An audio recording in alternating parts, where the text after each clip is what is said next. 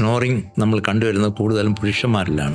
Medical issue like hypertension, uncontrolled diabetes, ഇതൊക്കെ treat ചെയ്യുന്ന ഡോക്ടർമാർക്ക് പോലും ഇതിൻ്റെ ബേസിക് ഇഷ്യൂവിൽ ഒരു പ്രധാന കാരണം സ്നോറിങ് ആണെന്ന് അറിയുന്നില്ല. സ്നോറിങ് ഉണ്ടാകുന്നതിൻ്റെ തുടക്കം എന്ന് പറയുന്നത് സ്ട്രെസ് തന്നെയാണ്. ഈ ഉറക്കം എന്ന് പറയുന്നത് it is not a waste of time, it is one of the most important biological process in the human life. Circadian ഋതു അനുസരിച്ച് എല്ലാ നമ്മുടെ സിസ്റ്റവും കൂൾ ഡൗൺ ചെയ്യേണ്ട സമയമാണ് രാത്രി. ഈ റിതം എന്ന് തെറ്റുന്നു അന്ന് എല്ലാ ഓർഗൻസും ഡാമേജ് ആവും, യാതൊരു സംശയമില്ല. വണ്ണം കൂടിക്കൊണ്ടേയിരിക്കുക, ഭക്ഷണമൊക്കെ എത്ര കുറച്ചിട്ടും വണ്ണം കൂടിക്കൊണ്ടിരിക്കുക.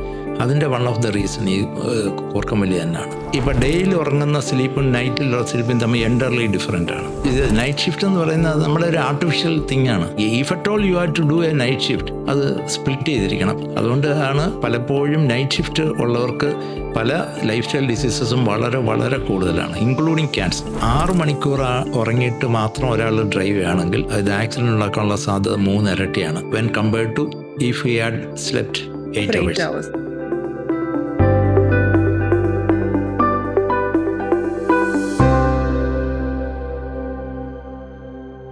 Hello and welcome to another episode of vital voices by SP Medifood. ഇന്ന് നമ്മൾ സംസാരിക്കാൻ പോകുന്ന വിഷയം നമ്മൾ ഒരുപാട് കേൾക്കുന്നതും ഒരുപാട് പേര് എക്സ്പീരിയൻസ് ചെയ്യുന്നതും എന്നാൽ വളരെ നിസ്സാരമായി തള്ളിക്കളയുന്നതുമായിട്ടുള്ള ഒരു സ്നോറിങ്ങിനെ പറ്റിയിട്ടാണ്. Snoring and sleep apnea. ഇതായി നമ്മളോടൊപ്പം ജോയിൻ ചെയ്യുന്നത് ഡോക്ടർ ജോൺ പണിക്കർ, അവർ senior ENT consultant at SP Medifood hospital. Welcome doctor John Panicker. Let's start from the very beginning doctor.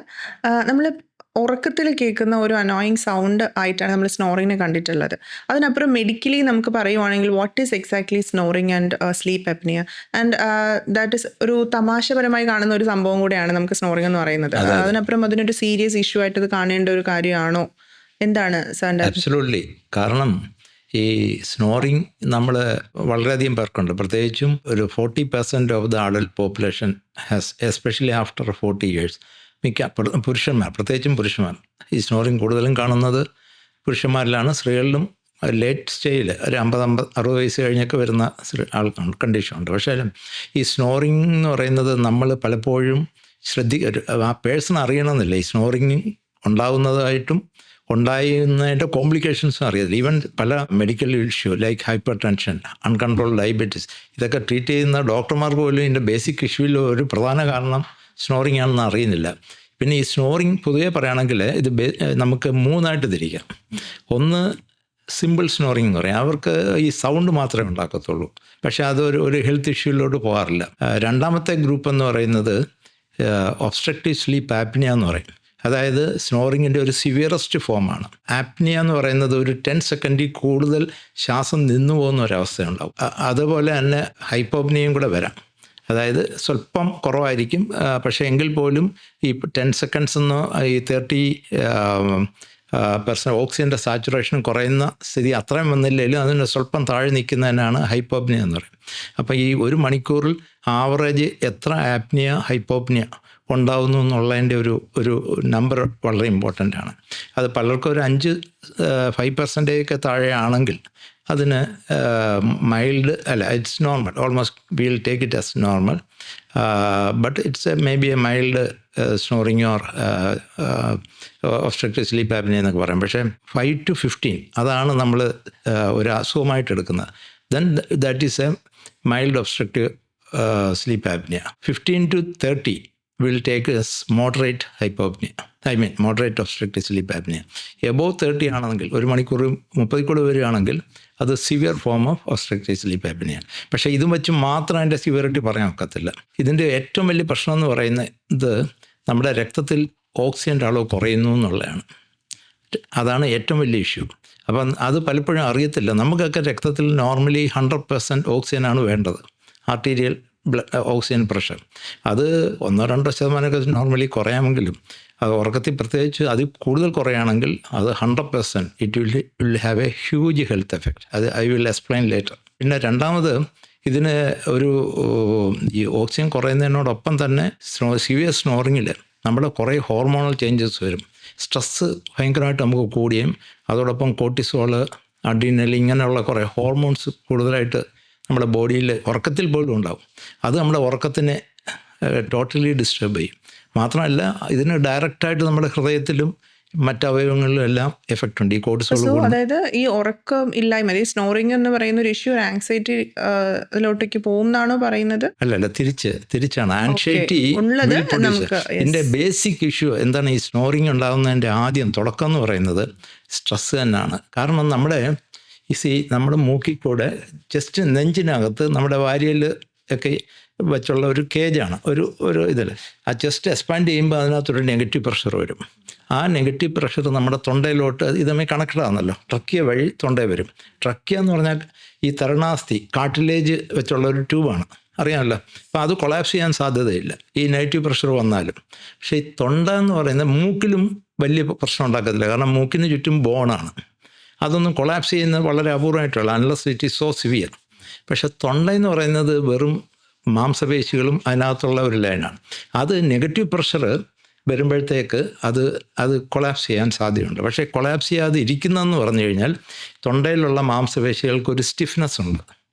അത് നമ്മളറിയാമല്ലോ, നമ്മുടെ ഒരു സാധാരണഗതിയിൽ ഒരു മാംസപേശിയും കംപ്ലീറ്റ് അങ്ങ് പാരലൈസ്ഡ് അല്ല. ഇപ്പം ഞാൻ കൈ ഇങ്ങനെ വെച്ചിരിക്കുന്നു, ഈ മസിൽ വർക്ക് ചെയ്തുകൊണ്ടിരിക്കുകയാണ്. ഇവിടെയുള്ള മസിലും വർക്ക് ചെയ്തുകൊണ്ടിരിക്കുകയാണ്, കംപ്ലീറ്റ് അങ്ങ് വർക്ക് ചെയ്തിരിക്കുകയല്ല. പക്ഷേ നേരെ മറിച്ച് ഉറക്കത്തിൽ അത് കുറച്ച് കുറയും എന്നുള്ളതല്ലാതെ അധികം കുറയത്തില്ല. നമുക്കൊരു അനസ്തീഷ്യ, മസിൽ റിലാക്സൻ്റ് ഒക്കെ കൊടുത്തുള്ള അനസ്തീഷ്യയിൽ ഇത് കംപ്ലീറ്റ് പാരലൈസ് ആയിരിക്കും. അതുപോലെ നമ്മുടെ ഡെത്തിലും മരണം അല്ലെ ഷോക്ക് അങ്ങനെയൊക്കെയുള്ള സിവിയർ സ്ട്രോക്കിലൊക്കെ വരുമ്പോൾ ടോട്ടലി പാരലൈസ് ആയിരിക്കും. അല്ലാതൊരവസ്ഥ ഇത് ഒരിക്കലും ഈ മസിൽസ് ടോട്ടലി ഇതില്ല. പക്ഷെ അതിൻ്റെ അർത്ഥം ഓൾവേസ് ഈ മസിൽസ് ആർ പാർഷ്യലി കൺട്രാക്റ്റഡ് സ്റ്റേറ്റിലാണ്. ആ കൺട്രാക്റ്റഡ് സ്റ്റേറ്റ് ഇരിക്കുന്നതാണ് അതിൻ്റെ സ്റ്റിഫ്നെസ്. മനസ്സിലായി? ആ മസിലിനൊരു ഒരു ബലം കൊടുക്കും. ആ ബലം പക്ഷേ അതിൽ സ്ട്രെസ്സ് കൂടുമ്പം ഈ സ്റ്റിഫ്നെസ് കുറയും, മസിലിൻ്റെ കൺട്രാക്ഷൻ പവർ കുറയും. അത് വൺ ഓഫ് ദ റീസൺ ഞാൻ പറഞ്ഞ വെരി ഇമ്പോർട്ടൻ്റ് ഈസ് ഈ പേഷ്യൻ്റ്. അപ്പം അതുകൊണ്ടാണ് പൊതുവേ നമ്മൾ ഈവൻ അധികം വണ്ണമില്ലാത്തവർക്ക് പോലും നമുക്ക് ഈ കൂർക്കം വലി നമ്മൾ കാണാറുണ്ട്. പിന്നെ രണ്ടാമത് ഈ മാംസപേശിക്കകത്ത് ഈ ഫാറ്റ് ഒബീസിറ്റി ഉള്ളവർക്ക് ഈ മാംസപേശിക്കകത്ത് ഫാറ്റ് ഡെപ്പോസിറ്റ് വരും. അപ്പോഴും മസിലിൻ്റെ പവർ കുറയും. ഇതിന് പറയുന്ന പേരാണ് ടോൺ. ഈ കൺട്രാക്റ്റഡ് സ്റ്റേറ്റിന് പറയുന്ന പേര് മസിൽ ടോൺ എന്ന് പറയും. ആ ടോൺ കുറയാൻ നേരം. അപ്പോൾ ഈ ഒബീസിറ്റിയും ആസ് വെൽ ആസ് സ്ട്രെസ്, ഇത് രണ്ടുമാണ് ഈ സ്നോറിങ്ങിൻ്റെ പ്രധാന റീസൺ. കുട്ടികളുടെ കാര്യമല്ല, ഈ ശരിക്കും പറഞ്ഞാൽ ഇത് മൂക്കിൽ കൂടെയും തൊണ്ടയിൽ കൂടെ ഒക്കെ ആണല്ലോ പോകുന്നത്. അപ്പോൾ ഇവിടെ ഉണ്ടാകുന്ന അനാറ്റമിക്കൽ ഘടനാപരമായ അബ്നോർമാലിറ്റി, ഉദാഹരണമായിട്ട് ഒരാൾക്ക് സിവിയർ മൂക്കിനകത്ത് പാലത്തിന് ബെൻഡോ മൂക്കി ദശയൊക്കെ ഉണ്ടെങ്കിൽ അവർ മൂക്കിൽ കൂടെ ശ്വസിക്കുമ്പം ഇത് ഫിസിക്സിലൊരു ലോ ഉണ്ട്. അതായത് നമ്മളൊരു എയർ മൂവ് ചെയ്യുന്ന എയറോ ലിക്വിഡോ മൂവ് ചെയ്യുന്ന ഒരു ട്യൂബ് വഴി പോകുമ്പോൾ ഒരു നാരോയിങ് ഉണ്ടായിക്കഴിഞ്ഞാൽ ആ നാരോയിങ്ങിൻ്റെ പുറകിൽ നെഗറ്റീവ് പ്രഷർ വരും, കൂടുതലായിരിക്കും നാരോയിങ്ങിൻ്റെ പുറകിൽ. അതിന് ബെർണോളി എഫക്റ്റ് എന്നാണ് പറയുന്നത്. അപ്പോൾ മൂക്കിലൊരു നാരോയിങ് വന്ന് എയർ വീണ്ടും ബാക്കിലോട്ടാണല്ലോ പോകുന്നത്. അപ്പം മൂക്കിൻ്റെ പുറകിലും ത്രോട്ടിൻ്റെ ഭാഗമാണ് നേസോഫാരിങ്സ് എന്ന് പറയും. അപ്പോൾ അവിടെ മുതലുള്ള ഭാഗം നെഗറ്റീവ് പ്രഷർ സാറിനേക്കാൾ കൂടും. ഈ നെഗറ്റീവ് പ്രഷർ കൂടും തോറും ഈ മസിലിൻ്റെ പവറും കുറഞ്ഞിരിക്കുന്ന ഒരവസ്ഥയിൽ അത് കൊളാപ്സ് ചെയ്യും. ഈ കൊളാപ്സ് ചെയ്യുന്ന ഈ മ്യൂക്കസ് മെംബ്രെയിനും മേളിൽ നമ്മുടെ മേലെണ്ണാക്കെന്ന് പറയും പാലറ്റ്, സോഫ്റ്റ് പാലറ്റ്, അതും കൊളാപ്സ് ചെയ്യും. അപ്പോൾ അത് വരുമ്പോൾ അതിൻ്റെ സ്റ്റിഫ്നെസ് കുറയും, അവിടുത്തെ മാംസപേശികളും ഇതെല്ലാം വരുമ്പോഴാണ് അത് വൈബ്രേറ്റ് ചെയ്യുമ്പോഴാണ് ഈ സൗണ്ട് ഉണ്ടാകുന്നത്. ഈ എയർ അങ്ങോട്ടും ഇങ്ങോട്ടും പോകുമ്പോൾ നെഗറ്റീവ് പ്രഷറുണ്ട്. അതുകൊണ്ട് ഘടനാപരമായി ഇപ്പം ഉദാഹരണമായിട്ട് ഞാൻ പറയുകയാണ്, ഡീവിയേറ്റഡ് സെപ്റ്റം, മൂക്കിൻ്റെ പാലത്തിൻ്റെ സിവിയർ എല്ലാവർക്കൊന്നും ഇല്ല. അതേപോലെ മൂക്കിൽ ദശ ഉണ്ടാകുന്നത് കുട്ടികളിൽ adenoid is very very important. കുട്ടികളിൽ മൂക്കിൻ്റെ പുറകെ അഡിനോയിഡ് എന്ന് പറഞ്ഞൊരു വീക്കമുണ്ട്, ടോൺസിൽ പോലെ. പിന്നെ ടോൺസിൽ തന്നെ വളരെ എൻലാർജ് ചെയ്തിരിക്കുക. പിന്നെ താടിയല്, പ്രത്യേകിച്ചും നമ്മുടെ വേറൊരു കാര്യം നാക്കാണ്, നാക്കിൻ്റെ മാംസപേശി. ചില ആൾക്കാരുണ്ട് ഈ താടിയല് പുറകോട്ട്, അതിന് റിട്രോഗ്നാത്തിയ എന്ന് പറയും. അപ്പോൾ റിട്രോഗ്നാത്തിയ ഉള്ളത്. പിന്നെ ഈ മാക്സില, ഈ ബോൺ പറയുന്നവരാണ് മാക്സില, അത് പ്രോപ്പറായിട്ട് വളരാതിരിക്കുക. ഇപ്പോൾ ഇങ്ങനെയുള്ള മുഖത്തെ ബോണുകളുടെയും മാംസപേശികളുടെയൊക്കെ ഘടനാപരമായ ചേഞ്ചസ് ഒക്കെ ഇതിൻ്റെ വേറൊരു കാരണമാണ്. അപ്പം അതൊക്കെ നമുക്ക് നേരിട്ട് ഇത് ശരിക്കും പറഞ്ഞാൽ ഇതെല്ലാം കാരണം നമ്മൾ ഐഡൻറ്റിഫൈ ആണ്. പിന്നെ അതുപോലെ തന്നെ കേൾക്കാറുള്ള ഒരു കാര്യമാണ്, ഞാൻ ഭയങ്കരമായിട്ട് വെയിറ്റ് വെച്ചു, അപ്പോൾ എനിക്ക് സ്നോറിങ് ഇപ്പോൾ ഒരുപാട് വരുന്നുണ്ട്, ഭയങ്കരമായിട്ട് സ്നോർ ചെയ്യുന്നുണ്ട്, അങ്ങനെ പറയാറുണ്ട്. അപ്പോൾ ഈ വെയിറ്റും ഈ സ്നോറിങ്ങും തമ്മിൽ റിയൽ കണക്ഷൻ അങ്ങനെ എന്തെങ്കിലും ഉണ്ടോ? തീർച്ചയായിട്ടും. ഞാൻ നേരത്തെ പറഞ്ഞ പോലെ obesity is one of the reason for snoring. തിരിച്ചും അത് തന്നെ. അതായത് ശരിക്കും പറഞ്ഞാൽ ഈ നമ്മുടെ കൂർക്കം വലിയുള്ള നല്ല സിവിയർ, ഇപ്പം വണ്ണം ഇല്ലാത്ത ഒരാൾക്ക് പോലും സിവിയർ കൂർക്കം വലി വന്നിട്ട് ഈ ഒബ്സ്ട്രക്റ്റീവ് സ്ലീപ്പ് ആപ്നിയ കണ്ടീഷൻ വരുന്ന കേസുകളിൽ എന്ത് പറ്റുമെന്ന്, ഒബ്സ്ട്രക്റ്റീവ് സ്ലീപ്പ് ആപ്നിയ മാത്രമല്ല, ഞാൻ നേരത്തെ പറഞ്ഞല്ലോ 3 സ്റ്റേജുണ്ട്. ഇതിനിടയ്ക്കുള്ള ഒരു ടൈപ്പ് ഉണ്ട്, റേറ എന്ന് പറയും, മനസ്സിലായി. അത് റെസ്പിറേറ്ററി ഈവൻറ്റ് റിലേറ്റഡ് എറോസൽ. അതായത് ഈ ഞാൻ നേരത്തെ പറഞ്ഞല്ലോ 10 സെക്കൻഡ്സിനോളം ഓക്സിജൻ ശ്വാസം ഇല്ലാതിരിക്കുകയും 30% കൂടുതൽ ഓക്സിജനേഷൻ അത് കുറേയൊക്കെ ചെയ്യുന്ന ഒരവസ്ഥയുണ്ടല്ലോ, അത്രയൊന്നും വരത്തില്ല. ഇത് ചിലപ്പം 4 സെക്കൻഡ് അല്ല 5 സെക്കൻഡേ ഉള്ളൂ. അങ്ങനെ ചില വരുമ്പോഴത്തേക്കും വലിയ സിവിയർ അല്ല, പക്ഷേ പേഷ്യൻ്റ് ആ ശ്വാസത്തിൻ്റെ ആ ഒരു തടസ്സം കാരണം അവർ ഉണരും. ഇപ്പോൾ റിപ്പീറ്റഡായിട്ട് സംഭവിച്ചു കഴിഞ്ഞാൽ അവർക്ക് സ്ലീപ്പ് അത് പൂർണ്ണമായിട്ട് തകരാറാണ്. ഡെപ്ത് ഓഫ് സ്ലീപ്പിന് ശരിക്കും പറഞ്ഞാൽ 4 സ്റ്റേജുണ്ട്. നമ്മൾ പൊതുവേ സ്ലീപ്പ് നമ്മൾ സ്റ്റഡി ചെയ്യുകയാണെങ്കിൽ, സയൻറ്റിഫിക്കായിട്ട് നമ്മളെ EEG എല്ലാം വെച്ച് നമ്മൾ സ്റ്റഡി ചെയ്യുകയാണെങ്കിൽ അതിനെ 2ആയിട്ട് തിരിക്കാം. ഒന്ന് റം സ്ലീപ്പും ഒന്ന് നോൺ റം സ്ലീപ്പും. നോർമലി നോൺ റം സ്ലീപ്പ് 3 സ്റ്റേജുണ്ട്. Stage 1, stage 2, stage 3. അത് കഴിഞ്ഞിട്ടാണ് ഈ റം സ്ലീപ്പ് വരുന്നത്. ഇത് റം സ്ലീപ്പ് എന്ന് പറയുമ്പോഴത്തേക്ക് ഇത് തമ്മിൽ വ്യത്യാസം. റം സ്ലീപ്പിൽ പേഷ്യൻ്റ് കണ്ണിങ്ങനെ ഇടയ്ക്കിടയ്ക്ക് വെട്ടിക്കൊണ്ടിരിക്കും, അതാണ് ഒരു കാര്യം. രണ്ടാമത് ആ റെം സ്ലീപ്പിൽ നമ്മുടെ ശ്വാസത്തിൻ്റെ മസിൽസും കണ്ണിൻ്റെ മസിൽസും ഒഴിച്ച് ബാക്കി എല്ലാ മസിലും ടെമ്പറലി ഒരു പാർഷ്യലി പാരലൈസ്ഡ് സ്റ്റേജിലായിരിക്കും. അതിനൊക്കെ ഓരോ വാല്യൂ ഉണ്ട് കേട്ടോ. അതൊക്കെ പിന്നെ അത് കുറേ എക്സ്പ്ലെയിൻ ചെയ്യണമെങ്കിൽ കുറേ സമയം എടുക്കും. പക്ഷേ ഈ നോൺ റമ്മിലാണ് നമ്മൾ ആദ്യം തുടങ്ങുന്നത്.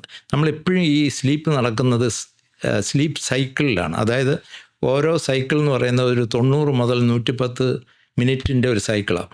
നമ്മൾ ആദ്യം ഫസ്റ്റ് സൈക്കിൾ കഴിഞ്ഞാൽ പിന്നെ വീണ്ടും സെക്കൻഡ് സൈക്കിളിലോട്ട് പോകുമ്പോൾ ആദ്യമേ ഈ പറഞ്ഞ പോലെ ആ ഒരു സ്റ്റേജ് വഴിയായിട്ടാണ് പോകുന്നത്. ഇപ്പം തുടക്കത്തിൽ ഇപ്പം നമ്മൾ ആദ്യം ഉറങ്ങാൻ കിടക്കുമ്പം സ്റ്റേജ് 1 എന്ന് പറയുന്നത് നമ്മളൊരു ചെറിയ മയക്കം, അന്നേരം പേര് വിളിച്ചാൽ നമ്മൾ എഴുന്നേൽക്കും. പക്ഷേ കണ്ണ് അങ്ങനെ നമ്മുടെ ബോധം ക്രമേണ കുറയുന്ന സ്റ്റേജ്, അതിനാണ് സ്റ്റേജ് 1. അതൊരു മേ ബി ഒരു 5 മിനിറ്റ് വരെയൊക്കെ കാണത്തുള്ളൂ. അത് കഴിഞ്ഞിട്ട് സ്റ്റേജ് 2 പോകും. സ്റ്റേജ് 2 പോകുമ്പോൾ നമ്മൾ കുറേ കൂടെ ഡീപ്പറായിരിക്കും. ആ സമയത്ത് കുറേ കാര്യങ്ങൾ നമ്മുടെ ബ്രെയിനിൽ നടക്കുന്നുണ്ട് കേട്ടോ. ഈ ഉറക്കം എന്ന് പറയുന്നത് it is not a waste of time, it is one of the most important biological process in the human life. നമുക്ക് മാത്രമല്ല, ഈവൻ ചെടികൾ, ഈവൻ ആനിമൽസ്, അതില്ലെങ്കിൽ യു കനോട്ട് സർവൈവ് എന്നുള്ളതാണ് ആ സ്ലീപ്പിൻ്റെ ഇമ്പോർട്ടൻസ് എന്ന് പറയുന്നത്. അപ്പോൾ ഈ സ്റ്റേജ് 2 കഴിഞ്ഞ് ആ സ്റ്റേജ് 2-ലാണ് നമ്മുടെ ഒരു ദിവസത്തെ മെമ്മറി, അവർക്ക് ചില കാര്യങ്ങളുണ്ട്. അപ്പം ഞാൻ സംസാരിക്കുന്ന കാര്യം ഡോക്ടർ ആസിയയുടെ മനസ്സിൽ വരുന്നു. അത് ഇപ്പം നൗ ഇറ്റ് ഈസ് ഇപ്പോൾ ഇംപ്രിൻ്റ് ചെയ്യുന്നത് തലച്ചോറിൻ്റെ അടിയിലുള്ള ഹിപ്പോ ക്യാമ്പസ് എന്ന് പറഞ്ഞ ഒരു ചെറിയ ഭാഗത്താണ്. പക്ഷേ അത് അവിടെ അധികം നാൾ ഇരിക്കത്തില്ല, പെർമനൻ്റായിട്ട് ഇരിക്കത്തില്ല. അപ്പോൾ നമുക്കതിൽ ആവശ്യമുള്ള കാര്യം പ്രധാനമായിട്ടും അതിനെ നമ്മൾ ഫ്രോണ്ടൽ ലോബ്, ഈ തലച്ചോറിൻ്റെ ഏറ്റവും മുമ്പിലുള്ള ഫ്രോണ്ടൽ ലോബിൻ്റെ ഡീപ്പർ ലെയറിൽ അതിനെ ട്രാൻസ്ഫർ ചെയ്യും. ആ ഫയൽസ് എല്ലാം, ആ മെമ്മറി പ്രോസസ്സ് അതില്ലെങ്കിൽ നമ്മൾ മനസ്സിലിരിക്കത്തില്ല. നേരെ മറിച്ച് നമുക്ക് ആവശ്യമില്ലാത്തതിനെ എല്ലാം ഡിലീറ്റ് ചെയ്യും. അതുകൊണ്ടാണ് നമുക്ക് ഏറ്റവും പ്രിയപ്പെട്ട ഒരാൾ മരിച്ചു, നമുക്ക് ഭയങ്കര ദുഃഖമായിരിക്കും. പക്ഷേ ദിവസങ്ങൾ കഴിഞ്ഞോറും ആ ദുഃഖം ക്രമേണ പോകുന്നതിന് കാരണം ഈ ഡെലീഷൻ കൊണ്ടാണ്. മനസ്സിലായില്ല, എറേസ് ചെയ്യും. ആ പ്രോസസ്സ് ഈ സെക്കൻഡ് സ്റ്റേജിൽ നടക്കും. അതായത് ഇൻഫർമേഷൻസ്, ഈ ഹിപ്പോ ക്യാമ്പസിലെ ഇൻഫർമേഷൻ അങ്ങോട്ട് ട്രാൻസ്ഫർ ചെയ്യും. ആ പ്രോസസ്സ് നടക്കുന്നത് സെക്കൻഡ് സ്റ്റേജിലാണ്. സർ, നമ്മൾ ഒരു ന്യൂസ് കേട്ടിട്ടുണ്ടായിരുന്നു, ഒരു ആക്ട്രസിൻ്റെ ഒരു ഹസ്ബൻഡ്, പുള്ളിക്കാരൻ ഹെൽത്തിൽ ഫിറ്റാണ്, യങ് ഏജ്ഡ് ആണ്, രാത്രി ഉറങ്ങാറില്ല, രാത്രി ഫുൾ ടൈം ഒരു ഫിലിം അങ്ങനത്തെ കാര്യങ്ങളൊക്കെ യൂസ് ചെയ്തിട്ട് പകലാണ് ആ പുള്ളിക്കാരൻ ഫുൾ ടൈം ഉറങ്ങി തീർക്കാറുള്ളത്. ബട്ട് സ്റ്റിൽ ഡെത്ത് സംഭവിച്ചു ഇതിന്. അപ്പോൾ ഇതിനെന്തെങ്കിലും ഈ സ്ലീപ്പിൻ്റെ പാറ്റേണും ഈ ഡെത്തും തമ്മിൽ എന്തെങ്കിലും കണക്ഷൻ ഉണ്ടോ? തീർച്ചയായിട്ടും കാണും. കാരണം ഞാൻ പറഞ്ഞുതരാം. അതായത് നമ്മുടെ ലൈഫ് എന്ന് പറയുന്നത്, നമ്മുടെ ബയോളജി, നമ്മുടെ എല്ലാ ശാരീരിക പ്രവർത്തനങ്ങളും നമ്മുടെ ഒരു റിതം അനുസരിച്ചാണ് നടക്കുന്നത്. അതിന് പറയുന്ന പേരാണ് സിർക്കാഡിയൻ റിതം. ഈ സിർക്കാഡിയൻ റിതം എന്ന് പറയുന്നത് ഏകദേശം 24 അവേഴ്സിൻ്റെ ഡ്യൂറേഷനിൽ വരുന്ന സൂര്യനുമായിട്ട് കണക്ട് ചെയ്തിരിക്കുന്ന റിതമാണ്. രാത്രിയും പകലുമായിട്ടാണ് ഇത് കണക്ട് ചെയ്തിരിക്കുന്നത്. നമ്മുടെ തലച്ചോറിൻ്റെ അടിഭാഗത്ത് ഹൈപ്പോതലാമസ് എന്ന് പറഞ്ഞൊരു ഏരിയ ഉണ്ട്. അതിൽ നിന്നാണ് നമ്മുടെ ഈ പിറ്റ്യൂട്ടറിയിലോട്ടുള്ള കണക്ഷനൊക്കെ പോകുന്നത്. ഹൈപ്പോതലാമസ് ആണ് നമ്മുടെ മെറ്റബോളിസത്തിനെ എല്ലാം ബേസിക്കലി കൺട്രോൾ ചെയ്യുന്നത്, which is again controlled by നമ്മുടെ മേജർ ബ്രെയിൻ്റെ അപ്പർ പാർട്ട്, അതിനെ കോർട്ടെക്സ് അതിനെ കൺട്രോൾ ചെയ്യുന്നുണ്ട്. ഈ ഹൈപ്പോതലാമസിൻ്റെ ഏറ്റവും ആൻറ്റീരിയർ ഭാഗത്തിലുള്ള സുപ്രാ കയാസ്മാറ്റിക് ന്യൂക്ലിയസ് എന്നാണ് പറയുന്നത്. ഈ ന്യൂക്ലിയസിനകത്ത് ഓരോ സൈഡിലും 20,000 നെർവ് സെല്ലുകളേ ഉള്ളൂ. തലച്ചോറിൽ കോടിക്കണക്കിനുണ്ടെങ്കിലും ഇതിനകത്ത് നമുക്ക് 20,000 സെല്ലാണ് ഓരോ സൈഡ്.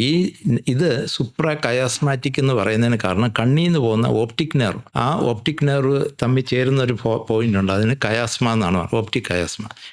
അതിൻ്റെ തൊട്ട് മുകളിലാണ് ഈ ഭാഗം ഇരിക്കുന്നത്. ഇത് കണ്ണിൽ നിന്ന് വരുന്ന ഓപ്റ്റിക് നെർവിൽ നിന്ന് ചില ഫൈബേഴ്സ് ഈ ഭാഗത്തോട്ട് ചെല്ലുന്നുണ്ട്, ഈ ന്യൂക്ലിയസിലോട്ട്. അപ്പം ആ ന്യൂക്ലിയസിനറിയാം ഈ ഡേ ലൈറ്റ് കാണുമ്പോഴത്തേക്ക് മനസ്സിലാവും ഇത് ഡേ ആണ്, അത് കഴിഞ്ഞ് നൈറ്റാണ്. അതുകൊണ്ടാണ് ഇപ്പോൾ ഈവൻ സസ്യങ്ങൾക്ക് പോലും രാത്രിയാകുമ്പോൾ ഇപ്പം എൻ്റെ വീട്ടിൽ ഫ്രണ്ടിൽ ഇരിക്കുന്ന ഒരു ചെടിയാണ്, അത് ഞാൻ ഈ 2-3 ദിവസങ്ങളിൽ അവിടെ കൊണ്ടുവച്ചിട്ട് വൈകിട്ട് 6 മണിയാകുമ്പോൾ അതങ്ങ് ആ ഇലകളെല്ലാം മടങ്ങി അകത്തോട്ട് പോകും. രാവിലെ ആകുമ്പോൾ ഇത് വികസിക്കും. എങ്ങനെയാണ് സംഭവിക്കുന്നത്? Because that also is working on a rhythm which is connected to the sun. അപ്പോൾ ആ സിർക്കാഡിയൻ റിതം അനുസരിച്ച് എല്ലാ നമ്മുടെ സിസ്റ്റവും കൂൾ ഡൗൺ ചെയ്യേണ്ട സമയമാണ് രാത്രി. ഡേ ടൈമിൽ യു ക്യാൻ ബി ആക്റ്റീവ്. ഇപ്പം ഇദ്ദേഹം ചെയ്തിരിക്കുന്നത് ആ സിർക്കാഡിയൻ റിതത്തിന് എതിരായിട്ടാണ് ചെയ്തേക്കുന്നത്. ഈ റിതം എന്ന് തെറ്റുന്നോ അന്ന് എല്ലാ ഓർഗൻസും ഡാമേജ്ഡ് ആവും, യാതൊരു സംശയമില്ല. പറഞ്ഞാൽ മനസ്സിലേ, അതാണ് ഒരു കാര്യം. പിന്നെ the quality of sleep is never, ഇപ്പോൾ ഡേയിൽ ഉറങ്ങുന്ന സ്ലീപ്പും നൈറ്റിലുള്ള സ്ലീപ്പും തമ്മിൽ എൻ്റർലി ഡിഫറെൻ്റ് ആണ്. ഞാൻ പറഞ്ഞല്ലേ, ദേ വിൽ നോട്ട് ഗെറ്റ് എന്നറിയാം ദ റം സ്ലീപ്പ്. പകൽ ഒരാൾ ഉറങ്ങിയാൽ എന്തുമാത്രം സ്വപ്നം കാണും? നിങ്ങൾ ഉച്ചയ്ക്ക് കിടന്ന് ഉറങ്ങാറുണ്ടല്ലോ, ആരെങ്കിലും സ്വപ്നങ്ങൾ കാണാറുണ്ടോ? ആ സ്വപ്നം കാണുന്ന റം സ്ലീപ്പൊക്കെ ആ ഏർലി മോർണിംഗിലേ നടക്കത്തുള്ളൂ. അതാണ് നമ്മുടെ റിതം. ഇപ്പം ഈ സിർക്കാഡിയൻ റിതത്തിൻ്റെ ഭാഗമായിട്ടാണ് നമ്മുടെ ബോഡി ടെമ്പറേച്ചർ. രാവിലെ നമ്മുടെ ബോഡി ടെമ്പറേച്ചർ 6 മണിക്ക് 1 ഡിഗ്രി കുറവായിരിക്കും, 1 ഡിഗ്രി ഫാരൻഹീറ്റ്. വൈകിട്ട് ഒരു 6 മണിയാകുമ്പം അത് 1 ഡിഗ്രി കൂടും. രാത്രി 10 മണിയാകുമ്പം വീണ്ടും ടെമ്പറേച്ചർ കുറയും. ആ ടെമ്പറേച്ചർ കുറയുന്നത് സ്ലീപ്പിന് വലിയൊരു ആവശ്യമുള്ള കാര്യമാണ്. അപ്പോൾ ആ സമയത്ത് നമ്മൾ ആക്റ്റീവായിട്ട് എങ്ങനെ ഇരിക്കും? ഓക്കെ സർ, അപ്പോൾ അങ്ങനെയാണെങ്കിൽ നൈറ്റ് ഷിഫ്റ്റ് വർക്ക് ചെയ്യുന്ന ആളുകൾക്ക് എങ്ങനെയാണ് ഇത്, അവരുടെ ഹെൽത്തിന് എങ്ങനെയാണ് ഇത് എഫക്റ്റ് ചെയ്യുന്നത്? അല്ലെ സെയിം. ഇത് നൈറ്റ് ഷിഫ്റ്റ് എന്ന് പറയുന്നത് നമ്മുടെ ഒരു ആർട്ടിഫിഷ്യൽ തിങ് ആണ്. മനുഷ്യനുണ്ടായിട്ട് 1-2 ലക്ഷം വർഷമായിട്ടുണ്ട്. പറഞ്ഞ മനസ്സിലല്ലേ? എനിക്ക് തോന്നുന്നു ഹോമോസേപ്പിയൻസ് ഒക്കെ മോർ ദാൻ 1 lakh വർഷത്തോളം ആയിട്ടുണ്ട്. ഈ ഇലക്ട്രിസിറ്റി കണ്ടുപിടിച്ച പിന്നെ അല്ലയോ ഈ നൈറ്റ് ഷിഫ്റ്റൊക്കെ വന്നത്. അതിന് മുമ്പ് തന്നെ നൈറ്റിലാണ്. ഈ കഴിഞ്ഞ 30-40 അല്ലെ 50-100 കൊല്ലം എന്ന് വെച്ചോളൂ. അപ്പം അതിനുമുമ്പ് മനുഷ്യൻ്റെ നമ്മളുടെ സിസ്റ്റം വാസ് എൻ്റർലി ഡിഫറെൻറ്റ്. ഈ നൈറ്റ് ചെയ്യുന്നത് ലോങ് ടൈമിൽ ചെയ്യുന്നത് നല്ലതല്ല. പക്ഷേ അതും if at all you have to do a night shift, അത് സ്പ്ലിറ്റ് ചെയ്തിരിക്കണം. അപ്പോൾ 8 മണി മുതൽ 2 മണി വരെയോ, അല്ലെങ്കിൽ 1 മണി വരെയോ, 1 മണി മുതൽ ഉണ്ട്. ആ രീതിയിലാണെങ്കിൽ കുറേയൊക്കെ ഇത് കൺട്രോൾ ചെയ്യാം. പിന്നെ കുറേയൊക്കെ നമ്മുടെ ഈ റിതം അതുമായിട്ടൊക്കെ കുറേയൊക്കെ പൊരുത്തപ്പെട്ടു പോകും. പക്ഷേ ഒരു ലിമിറ്റിനപ്പുറം പോവില്ല. അതുകൊണ്ടാണ് പലപ്പോഴും നൈറ്റ് ഷിഫ്റ്റ് ഉള്ളവർക്ക് പല ലൈഫ് സ്റ്റൈൽ ഡിസീസസും വളരെ വളരെ കൂടുതലാണ്, ഇൻക്ലൂഡിങ് ക്യാൻസർ. കാരണം നമ്മുടെ ക്യാൻസർ പോലും ഓരോ ദിവസവും നമ്മുടെ ശരീരത്ത് 100,000 ക്യാൻസർ സെല്ലുകൾ, അബ്നോർമൽ സെല്ലുകൾ ഉണ്ടാകുന്നുണ്ട്. ഇതിനെ നമ്മുടെ ഇമ്മ്യൂൺ സിസ്റ്റമാണ് ഐഡൻറ്റിഫൈ ചെയ്ത് ഡിസ്ട്രോയ് ചെയ്ത് കളയും. ഉറക്കം കുറയുന്നവരിൽ തലച്ചോറ് കഴിഞ്ഞാൽ ഏറ്റവും കൂടുതൽ എഫക്റ്റ് ചെയ്യുന്നത് ഹോർമോൺ സിസ്റ്റത്തിനെയും ഈ ഇമ്മ്യൂൺ സിസ്റ്റത്തിനെയാണ്. ഉറക്കം കുറവുള്ള വ്യക്തികളിൽ സമയത്തിന് ഉറങ്ങാത്ത ഈ സിർക്കാഡിയൻ റിതവുമായിട്ട് പൊരുത്തപ്പെട്ട് ഉറങ്ങാത്തവർക്ക് ഈ ഇമ്മ്യൂൺ സിസ്റ്റം വീക്കായിരിക്കും. അങ്ങനെ ഇമ്മ്യൂൺ സിസ്റ്റം വീക്കാണെങ്കിൽ ഈ ക്യാൻസർ സെല്ലുകൾ, ഈ അബ്നോർമൽ സെല്ലുകൾ മൾട്ടിപ്ലൈ ചെയ്യും. അങ്ങനെയാണ് ക്യാൻസർ ഉണ്ടാകുന്നത്. അപ്പം ഞാൻ നേരത്തെ പറഞ്ഞല്ലോ, ഈ സ്ട്രെസ്സും സ്ലീപ്പും വളരെ ഇമ്പോർട്ടൻ്റ്. ക്യാൻസർ വരുന്ന ബഹുഭൂരിപക്ഷം പേരിലും ജനറ്റിക് ഫാക്ടർ ഉണ്ടെങ്കിലും ലൈഫ് സ്റ്റൈലിൽ പറയുന്ന സ്ട്രെസ്സും സ്ലീപ്പും കുറഞ്ഞവരിലാണ് ഇത് വരാനുള്ള ചാൻസ് ഏറ്റവും കൂടുതൽ. ഇപ്പോൾ കേരളത്തിൽ തന്നെ ബ്രസ്റ്റ് ക്യാൻസർ വളരെ കൂടുതലാണ്. ഇപ്പോൾ സ്ത്രീകളിൽ ഏറ്റവും കൂടുതൽ ഉണ്ടാകുന്നത് എന്തുകൊണ്ടാണ്? ഇവരെല്ലാം സ്ട്രെസ്സിലാണ്. കുട്ടികളുടെ പഠിത്തം എന്ന് പറഞ്ഞുകൊണ്ട് ഇവർ കുട്ടികളെക്കാൾ ടെൻഷനിലാണ് പേരൻസ്, അത് പ്രത്യേകിച്ചും മദർ. പറഞ്ഞാൽ മനസ്സിലായി, that is one of the main reason four increase in the breast cancer. വേറൊരു കാര്യം കേട്ടിട്ടുള്ളത് ഈ സ്നോറിങ് എന്ന് പറയുന്നത്, കുട്ടികളിൽ കാണുന്ന സ്നോറിങ് ഉണ്ടാവല്ലോ, അത് ഡേഞ്ചർ ആണ് എന്ന് കേട്ടിട്ടുണ്ട്. അപ്പം അത് എത്രത്തോളം ഡേഞ്ചർ ആണ്? കാര്യം ചിലർ വിടാറുണ്ട്, അത് കുഞ്ഞല്ലേ സ്നോർ ചെയ്യട്ടെ, വളരുമ്പോൾ അതങ്ങ് മാറിക്കോളും എന്ന് പറയാറുണ്ട് ചില പാരൻസ്. അപ്പം അത് എത്രത്തോളം ഗൗരവമായിട്ട് നമ്മൾ കാണേണ്ട കാര്യമാണ്? കുട്ടികളിലുള്ള സ്നോറിങ്ങിൻ്റെ പ്രധാന കാരണം മൂക്കിൻ്റെ പുറയിൽ ടോൺസിൽ പോലെ അഡിനോയിഡിൻ്റെ എൻലാർജ്മെൻ്റ് ആണ്. അപൂർവം ചില കേസുകൾ ഈ താടിയലിൻ്റെ വളർച്ചയോ മുഖത്തിൻ്റെ വളർച്ചയോ ഒന്നും അബ്നോർമാലിറ്റി ഉള്ള കുട്ടികളിൽ അല്ലാതെയും വരാം. പിന്നെ ഈ ഓട്ടിസ്റ്റിക് ചിൽഡ്രനിലൊക്കെ ചിലപ്പം സ്നോറിങ് അവരുടെ ഇമ്മ്യൂൺ സിസ്റ്റം വീക്ക് ആയതുകൊണ്ട് അവർക്കും വരാം. പക്ഷേ ഇതിൽ ഏറ്റവും കോമൺ എന്ന് പറയുന്നത് അഡിനോയിഡാണ്. അത് പ്രായമുള്ളൊരു ഡിഫറെൻറ്റ് ഇഷ്യൂ ആണ് സ്നോറിങ്ങിൻ്റെ. അത് പ്രധാനമായിട്ട് അവരുടെ സ്ട്രെസ്സും അവരുടെ ഒബീസിറ്റിയും അങ്ങനെയുള്ള കാര്യങ്ങളാണ്. കുട്ടികളുടെ ഈ 5 വയസ്സ് ഈ ജനിച്ചപ്പം മുതലൊരു 5 വയസ്സ് വരെയാണ് ഏറ്റവും കൂടുതൽ തലച്ചോറ് വളരുന്നത്. അത് കഴിഞ്ഞ് മാക്സിമം ഒരു 15 വയസ്സ് കഴിഞ്ഞാൽ പിന്നെ തലച്ചോറിന് വളർച്ചയൊന്നുമില്ല. പിന്നെ ഉള്ള തലച്ചോറിനെ നമ്മൾ കൂടുതൽ യൂട്ടിലൈസ് ചെയ്യുകയോ കണക്ഷൻസ് കൂട്ടുകയോ എടുക്കുകയൊക്കെ ചെയ്യണം. അപ്പം ഈ തലച്ചോറ് വളരേണ്ട സമയത്ത് കുട്ടികൾക്ക് ഈ കൂർക്കം വലിയുള്ള കുട്ടികൾക്ക് ബഹുഭൂരിപക്ഷത്തിന് ഉറക്കത്തിൽ ഓക്സിജൻ്റെ അളവ് കുറവായിരിക്കും. അവരുടെ തലച്ചോറിൻ്റെ ബുദ്ധിയുടെ വളർച്ച കുറയും, അവരുടെ ഓർമ്മശക്തി ഭാവിയിൽ കുറയും, അവരുടെ ഇമോഷണൽ ഡെവലപ്മെൻറ്റ് വളരെ മോശമായിരിക്കും. കുട്ടികളുടേത് നമ്മൾ ആരംഭത്തിലേ അത് ശ്രദ്ധിച്ചില്ലെങ്കിൽ അത് അവരുടെ ലൈഫിനെ പെർമനൻ്റായിട്ട് ബാധിക്കും. നമ്മൾ വിചാരിക്കും അത് കുറേ കഴിയുമ്പോൾ ഇത് ഈ അടിനോടൊക്കെ ചുട്ടും, അത് വേറെ കാര്യം. ആ ചുട്ടുന്നവരെ നമ്മൾ കാത്തിരിക്കാൻ പാടില്ല. ചുട്ടിക്കഴിഞ്ഞ് കഴിയുമ്പോഴത്തേക്ക് ആദ്യത്തെ ഒരു 5-8 വർഷമാണ് ഏറ്റവും കൂടുതൽ വളർച്ച സംഭവിക്കേണ്ട സമയം. അത് കഴിഞ്ഞ് 12 വയസ്സിൽ ചൊട്ടിയിട്ട് കാര്യമില്ല. ചൊട്ടി കഴിഞ്ഞ് നമ്മൾ വിചാരിക്കും ഇവന് ഇത്രേ ബുദ്ധിയുള്ളൂ. പക്ഷേ ആക്ച്വലി അവൻ്റെ ജനറ്റിക്സ് അനുസരിച്ച് അതിനേക്കാൾ കൂടുതൽ ഇൻ്റലിജൻസും മെമ്മറി പവറും കിട്ടേണ്ടടുത്ത് അവന് അതിൻ്റെ ഒരു 75%-80% അത് വലുതാകുമ്പോഴാണോ അതിൻ്റെ എഫക്റ്റ് അറിയാൻ പറ്റുന്നത് അല്ലേ? ചെറുതിലെ നമ്മളറിയാൻ ഒക്കത്തില്ല. നമ്മൾ വിചാരിക്കുന്നത് എന്താ ഇവന് ഇത്രേ ബുദ്ധിയുള്ളൂ.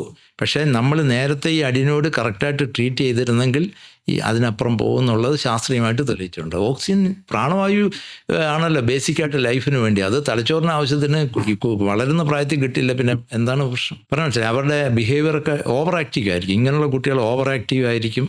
അവരുടെ ബിഹേവിയറിനകത്ത് ഭയങ്കര ചേഞ്ചസ് കാണും. അവരുടെ മെമ്മറി പവർ തീരെ കുറവായിരിക്കും. അവരുടെ വിവേകം എന്നൊക്കെ പറയത്തില്ലേ, അതെല്ലാം വളരെ മോശമായിരിക്കും. അവർ വരുമ്പോഴേ പല രീതിയിൽ അവർ അബ്നോർമലി ബിഹേവ് ചെയ്യുന്ന രീതിയിലോട്ട് പോകും. അവരൊക്കെ ഭാവിയിൽ ഡ്രഗ് അഡിക്ട്സും ആൽക്കഹോൾ അഡിക്ട്സൊക്കെ ആവാനുള്ള ചാൻസ് അങ്ങനെയുള്ളവർക്ക് വളരെ കൂടുതലാണ്. സാർ, അപ്പോൾ ഇപ്പം നമ്മുടെ അടുത്തൊരു പേഷ്യൻ്റ് ഭയങ്കര ടയേർഡായിട്ട് വരുന്ന ഒരു പേഷ്യൻ്റാണ്, അല്ലെങ്കിൽ എനിക്ക് ഭയങ്കര സ്നോറിങ് ഉണ്ട് എന്ന് പറഞ്ഞ് വരുന്നൊരു പേഷ്യൻറ്റിന് നമുക്കതൊരു സ്ലീപ്പ് അപ്നിയ കണ്ടീഷനാണ് എന്ന് നമുക്ക് പറയാൻ പറ്റുമോ? അത് എങ്ങനെയാണത് ഡയഗ്നോസ് ചെയ്യുന്നത്? എങ്ങനെയാണ് തിരിച്ചറിയുന്നത് ഇതൊരു ഇഷ്യൂ ആണ്? ഡയഗ്നോസിൽ ഏറ്റവും പ്രധാനമാണ് ഹിസ്റ്ററി. അപ്പോൾ അതിൽ നമ്മൾ നമ്മൾ പേഷ്യൻറ്റിന് ഈ പറഞ്ഞ പോലെ ഡേ ടൈം സ്ലീപ്പിനെസ് ഉണ്ടോ, പകൽ ഉറക്കം വരുന്നുണ്ടോ, പകൽ ഇറിറ്റബിൾ ആവുന്നുണ്ടോ, പകൽ ക്ഷീണം. ഒരു നോർമലി സ്ലീപ്പ് കറക്റ്റായിട്ട് കിട്ടാത്തവർക്ക് ഒരു 10-11 മണി കഴിയുമ്പോഴത്തേക്ക് ഒരു ക്ഷീണം വരും. അന്നേരം നമ്മൾ കോഫിയൊക്കെ കുടിക്കേണ്ടി വരും.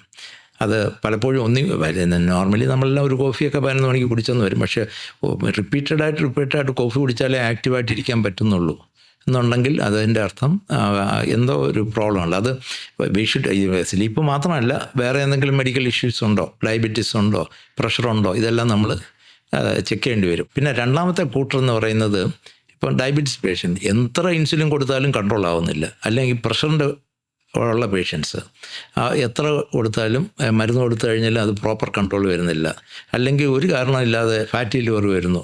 ഇങ്ങനെയുള്ളവരിൽ നമ്മൾ തീർച്ചയായിട്ടും, അതേപോലെ റിപ്പീറ്റഡായിട്ടുള്ള ലങ് പ്രോബ്ലംസ്, പ്രത്യേകിച്ച് റിപ്പീറ്റഡായിട്ടുള്ള ഇൻഫെക്ഷൻസ്, റെസ്പിറേറ്ററി ഇൻഫെക്ഷൻ, ഇതൊക്കെ വരുന്നവരുണ്ടെങ്കിൽ നമ്മൾ തീർച്ചയായിട്ടും അതിൽ ഈ ഉറക്കത്തിൻ്റെ പ്രശ്നങ്ങൾ, സ്നോറിങ് ഉണ്ടോ എന്നുള്ളത് നമ്മൾ ഇവാലുവേറ്റ് ചെയ്തിരിക്കണം. പിന്നെ ഇതിൻ്റെ ഇവാലുവേഷനിൽ ഇതിൻ്റെ കാരണം അനുസരിച്ച് നമ്മൾ അത് നമുക്ക് കണ്ടുപിടിക്കാൻ പറ്റില്ല. നേരത്തെ ഞാൻ പറഞ്ഞ പോലെ ഒരു സ്ട്രെസ് ഒരു വലിയ ഇമ്പോർട്ടൻറ്റ് ഫാക്ടറാണ്.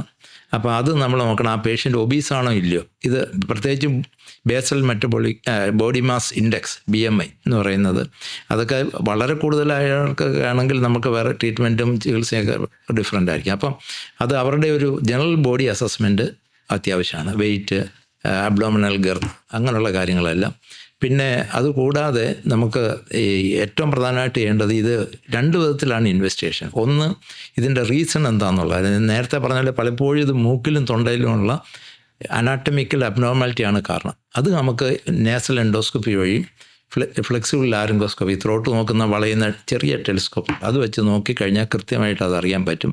ചില വ്യക്തികളെ സംബന്ധിച്ചിടത്തോളം നമുക്ക് ഈ ഒരു ചെറിയ ഇഞ്ചക്ഷൻ കൊടുത്ത് ഒന്ന് സ്ലീപ്പ് ആർട്ടിഫിഷ്യലായിട്ട് ഉണ്ടാക്കിയിട്ട് നമുക്കിത് ഈ ടെലിസ്കോപ്പ് വെച്ച് നമ്മൾ വളയുന്ന ടെലിസ്കോപ്പ് വെച്ച് ത്രോട്ട് നോക്കിക്കഴിഞ്ഞാൽ എവിടെയാണ് ഈ വൈബ്രേഷൻ കൂടുതൽ, എവിടെയാണ് തടസ്സം, നാക്കിൻ്റെ ലെവലിലാണോ അതോ പാലറ്റിൻ്റെ ലെവലിലാണോ, ഇതെല്ലാം നമുക്ക് തിരിച്ചറിയാൻ പറ്റും. അതിന് സ്ലീപ്പ് എൻഡോസ്കോപ്പി എന്ന് പറയും. അതേപോലെ യു ക്യാൻ ടേക്ക് എക്സ്റേസ് താടിയലിൻ്റെയും, അപ്പം എന്തെങ്കിലും ഇതിൻ്റെ അബ്നോർമാലിറ്റി, താടിയലിൻ്റെയും ഒക്കെ വളർച്ചയുടെ അബ്നോർമാലിറ്റി ആണെങ്കിൽ അത് നമുക്കറിയാൻ പറ്റും. പക്ഷേ അതുകൂടാതെ നമുക്ക് വേണ്ടത് ഇതിൻ്റെ സിവിയറിറ്റി അറിയണമെങ്കിൽ അതിന് സ്ലീപ്പ് സ്റ്റഡി എന്ന് പറയും. അതിന് സോംനോഗ്രഫി എന്ന് പറയുന്നത്, അതായത് ഉറക്കത്തിൽ നമ്മുടെ പാരാമീറ്റേഴ്സ്, ഫിസിയോളജിക്കൽ പാരാമീറ്റേഴ്സ്, ഇവിടെ നമ്മൾ മൂക്കിനകത്ത് ഈ ഒരു സെൻസർ വെച്ച് കഴിഞ്ഞാൽ നമുക്ക് എയർ അങ്ങോട്ടും ഇങ്ങോട്ടും പോകുന്നുണ്ടോ എന്നുള്ളത് അറിയാം. പൾസ് ഓക്സിമീറ്റർ വെച്ച് കഴിഞ്ഞാൽ നമുക്ക് രക്തത്തിൽ എന്തുമാത്രം ഓക്സിജൻ കൂടുന്നോ കുറയുന്നോ എന്നൊക്കെയുള്ള കൃത്യമായിട്ട് അറിയാം. ECG പോലുള്ള ഒരെണ്ണം വെച്ച് കഴിഞ്ഞാൽ നമുക്ക് ഹാർട്ട് റേറ്റ്, കാരണം കൂർക്കമ്പല്ലിയുള്ളവരിൽ ഹാർട്ട് റേറ്റിന് ഭയങ്കര വേരിയേഷൻസ് വരും. ചിലപ്പോൾ അത് 40 വരെ പോയെന്ന് വരും, ചിലപ്പം 200 വരെ കൂടിയെന്നും വരാം. നോർമലി ഒരു 60 മുതൽ 80 ബീറ്റ്സിൻ്റെ ഡിഫറൻസേ വരാൻ പാടുള്ളൂ നോർമൽ വ്യക്തിയിൽ.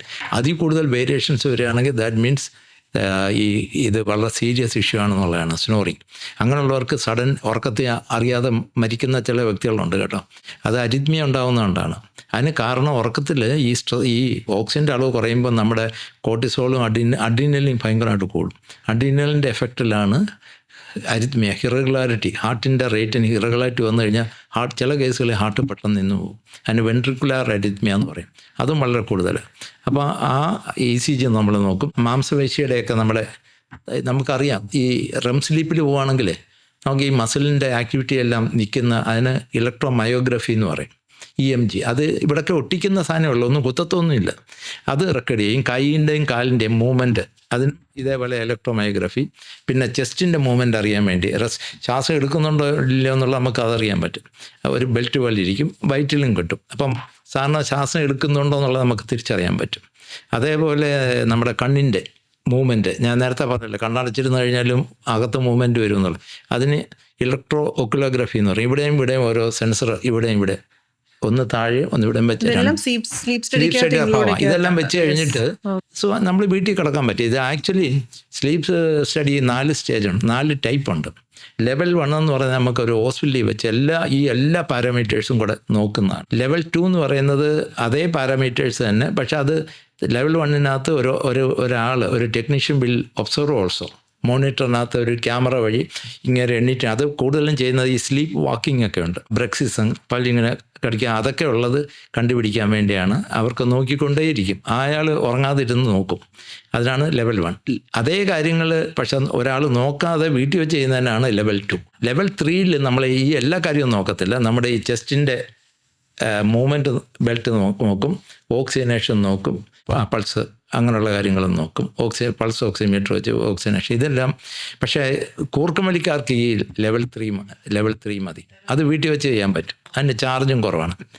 ലെവൽ 2 കുറേ കൂടെ നമുക്ക് എന്തെങ്കിലും സ്ലീപ്പിലുള്ള ചില രോഗങ്ങളുണ്ട്, നാർക്കോലെപ്സി എന്നൊക്കെ പറയുന്നത്, അവർക്ക് വേണ്ടിയാണ് നമ്മൾ അങ്ങനെയുള്ള അത് ലെവൽ 2 ചെയ്യാം. അതിന് കുറേ കൂടെ കോംപ്ലിക്കേറ്റഡ് എക്യുപ്മെൻറ്റ്സ് വേണം. പക്ഷേ ഇത് വീട്ടിൽ വെച്ച് ചെയ്യുന്നത് ലെവൽ 2.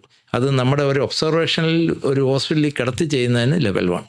അപ്പോൾ ഇത് കഴിയുമ്പോൾ നമുക്കറിയാം എന്തുമാത്രം ഓക്സിജനും കുറയുന്നുണ്ട്, എന്തുമാത്രം ആപ്നിയ ഉണ്ടാകുന്നുണ്ട്, എന്തുമാത്രം ഹൈപ്പോപ്നിയ ഉണ്ടാകുന്നുണ്ട്, എന്തുമാത്രം റെറ ഉണ്ടാകുന്നുണ്ട്. ഞാൻ പറഞ്ഞില്ല, എറോസൽ. അപ്പം നമുക്ക് EG ഉണ്ട്, ഇതിൻ്റെ കൂടെ EG ഉണ്ട്. EG ഓൾസോ ഒരു മിനിമം EG കാണും. അപ്പോൾ അതിൻ്റെ വേവ് കാണുമ്പം തന്നെ അറിയാം പേഷ്യൻ്റ് ഉണർന്നിട്ടുണ്ടോ. അപ്പം ഈ ഒരു സ്റ്റഡി എല്ലാം കൂടെ ചെയ്ത് കഴിഞ്ഞാൽ നമുക്ക് ഇതിൻ്റെ സിവിയറിറ്റി അറിയാം. സിവിയർ ആണെങ്കിൽ മാത്രമേ ഇതിൻ്റെ ട്രീറ്റ് ചെയ്യേണ്ട കാര്യമുള്ളൂ, പ്രത്യേകിച്ചും മോഡറേറ്റ് സിവിയർ. പക്ഷേ ചില കേസുകളിൽ അത്ര സിവിയർ അല്ലെങ്കിലും പേഷ്യൻറ്റിന് സിംറ്റം ഉണ്ടെന്നുണ്ടെങ്കിൽ നമ്മൾ അത് ട്രീറ്റ് ചെയ്യേണ്ടി വരും. ട്രീറ്റ്മെൻറ്റിനകത്ത് നമ്മൾ കാരണം കൂടെ നോക്കിയാണ് ചെയ്യേണ്ടത്. റീസൺ നമ്മൾ എൻഡോസ്കോപ്പി ചെയ്ത് റീസൺ കണ്ടുപിടിച്ച് കഴിഞ്ഞാൽ ട്രീറ്റ്മെൻറ്റിനകത്ത് അതും കൂടെ വെച്ചിട്ടാണ്. സ്ലീപ്പ് സ്റ്റഡി വെച്ചിട്ട് തന്നെ നമുക്ക് എന്ത് ഹെൽത്ത് ഇഷ്യൂസ് ആണ് ഉണ്ടാകുന്നത്, ഈ ഹെൽത്ത് ഇഷ്യൂസിന്റെ റീസൺ നമുക്ക് മനസ്സിലാക്കാം. സപ്പോസ് ഇപ്പം റീസണ് മൂക്കിനകത്ത് പോളിപ്സ് ആണ്, ദശയാണ്, അത് സർജറി വഴി റിമൂവ് ചെയ്ത് കൊടുക്കുക. അല്ലെങ്കിൽ ടോൺസിൽ ഭയങ്കര എൻലാർജ് ഇരിക്കുകയാണ്, അത് ചെയ്യുക. അല്ലെങ്കിൽ നമ്മുടെ താടിയെല്ലാം അകത്തോട്ടിരിക്കുകയാണ്, അതിന് ചില ഡിവൈസസ് ഉണ്ട്. അതിന് ചെറുപ്പത്തിൽ 15 വയസ്സിന് അകത്താണേലേ പറ്റൂ, പ്രായമായി കഴിഞ്ഞാൽ പറ്റത്തില്ല. കുട്ടികളിൽ ഈ മാക്സില്ല ഈ പല്ലുകളിലും ഇത് മുമ്പോട്ട് ഗ്രോത്ത് ഉണ്ടാക്കാനും താടിയലിൻ്റെ ഗ്രോത്ത് മുമ്പോട്ട് വെക്കാനും ഒക്കെയുള്ള മാൻഡിബുലാർ അഡ്വാൻസ്മെൻറ്റ് ഡിവൈസസ് ഉണ്ട്. അതേപോലെ ചില മൗത്തിലൊക്കെ വെക്കാവുന്ന ഡിവൈസ്, അതേപോലെ വാ തുറന്ന് വെച്ച് ഉറങ്ങുന്ന ചിലരുണ്ട്. ചെറിയ അലർജി ആണെങ്കിൽ അലർജിയുടെ ട്രീറ്റ്മെൻറ്റ് കൊടുത്താൽ മതി. അല്ലെങ്കിൽ ചിൻ സ്ട്രാപ്പുകളുണ്ട്, താടി അടഞ്ഞിരിക്കത്തക്കമാണ്. ഇങ്ങനെയുള്ള ഡിവൈസ് ആദ്യം നമുക്ക് കൊടുത്തു നോക്കാം. ചിലരെ സംബന്ധിച്ചിടത്തോളം മലന്ന് കിടക്കുമ്പോഴായിരിക്കും കൂർക്കം ഈ പ്രോബ്ലം, സൈഡ് എറിഞ്ഞാൽ കുഴപ്പമില്ല. അപ്പോൾ അവർക്ക് അത് ഈ സ്ലീപ്പ് സ്റ്റഡിയിൽ നമുക്ക് കണ്ടുപിടിക്കാൻ പറ്റും. അങ്ങനെയാണെങ്കിൽ സൈഡ് നടുക്ക് പല്ലും പുറത്ത് ഇതൊക്കെ ഓട്ടോമാറ്റിക്കായിട്ട് ഇവിടെ ഒരു തടിച്ച സാധനം വെക്കുന്ന ഒരു ഡിവൈസ് ഉണ്ട്. അത് വെച്ച് കഴിഞ്ഞാൽ മലന്ന് കിടക്കത്തില്ല. നമ്മൾ ഉറക്കത്തിൽ തന്നെ നമ്മൾ സൈഡ് ഒന്ന് ഈ സൈഡല്ലേ ആ സൈഡ് ചെരിഞ്ഞിടും, അങ്ങനെ കിടക്കുന്ന ഡിവൈസ് ഉണ്ട്. അപ്പോൾ ആ രീതിയിൽ ഇതെല്ലാം മാനേജ് ചെയ്യാൻ പറ്റും. പിന്നെ വളരെ ഇതൊന്നും ഇങ്ങനെയുള്ള അബ്നോർമാലിറ്റി ഒന്നും കാണുന്നില്ലെങ്കിൽ മിക്ക കേസുകളിലും നമുക്ക് CPAP, continuous positive airway pressure എന്ന് പറയുന്ന കൊടുക്കുന്ന ഇതുണ്ട്. കാരണം എന്താ ഇവരുടെ പ്രശ്നം എന്ന് പറഞ്ഞു കഴിഞ്ഞാൽ ഇവരുടെ തൊണ്ട അടഞ്ഞു പോവുകയാണ്. അപ്പോൾ നമ്മൾ മൂക്കിൽ കൂടെ തന്നെ ഒരു മാസ്ക് വെച്ചിട്ട് മൂക്കിൽ കൂടെ തന്നെ ഒരു ചെറിയ പ്രഷർ കൊടുത്ത് ഇതിനെ ഓപ്പൺ അപ്പ് ചെയ്ത് കഴിഞ്ഞാൽ ശ്വാസം മുകളിലോട്ടും താഴോട്ടും നേരെ പോകും. ബഹുഭൂരിപക്ഷം പേർക്കും ഈ CPAP ട്രൈ ചെയ്ത് നോക്കി ബെനിഫിഷ്യലാണ്. ബെനിഫിഷ്യൽ എന്ന് പറഞ്ഞാൽ അവരുടെ ക്ഷീണം അവർ more active in the day time, അവരുടെ ബാക്കിയുള്ള പാരാമീറ്റേഴ്സ് എല്ലാം ഇമ്പ്രൂവ് ചെയ്യുന്നു, ഓക്സിജനേഷൻ ഇമ്പ്രൂവ് ചെയ്യുന്നു, അവർക്ക് പകൽ നല്ല ആക്റ്റീവായിട്ട് തോന്നുന്നു. CPAP എന്ന് കുറിച്ച് കേട്ടിട്ടുണ്ട്, അത് ഹാൻഡിൽ ചെയ്യാൻ ബുദ്ധിമുട്ടാണ്, അത് യൂസ് ചെയ്യാൻ വെരി സ്മാൾ. മേ ബി ഇപ്പോൾ ഈ കപ്പിനേക്കാൾ ഇച്ചിരി വലിയ സാധനം നമുക്ക് കൊണ്ട് നടക്കാനുള്ളേ ഉള്ളൂ.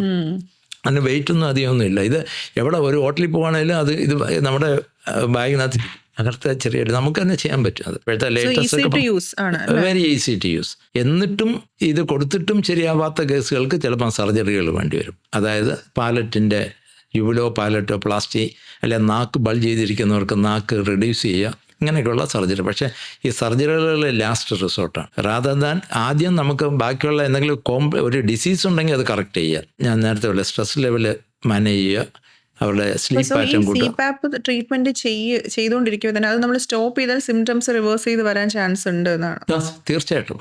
ഈവൻ ഒബീസിറ്റി പോലും കുറയും. സ്നോറിങ് ഉണ്ടാവാനുള്ള മെയിൻ റീസൺസ് എന്തൊക്കെയാണ്? ശരിക്കും പറഞ്ഞാൽ ഈ സ്നോറിങ് നമ്മൾ കണ്ടുവരുന്നത് കൂടുതലും പുരുഷന്മാരിലാണ്.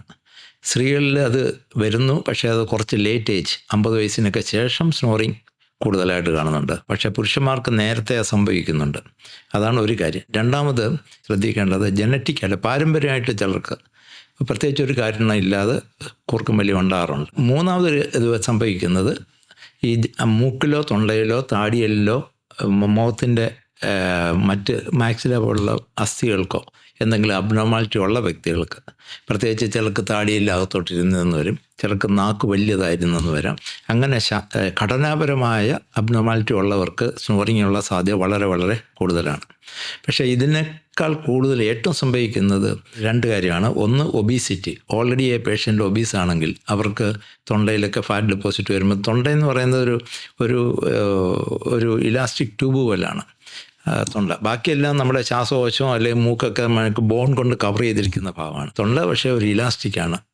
അപ്പോൾ അതുകൊണ്ട് ഈ ശ്വാസം ഉള്ളിലോട്ട് എടുക്കുന്നത് എങ്ങനെയാണ്?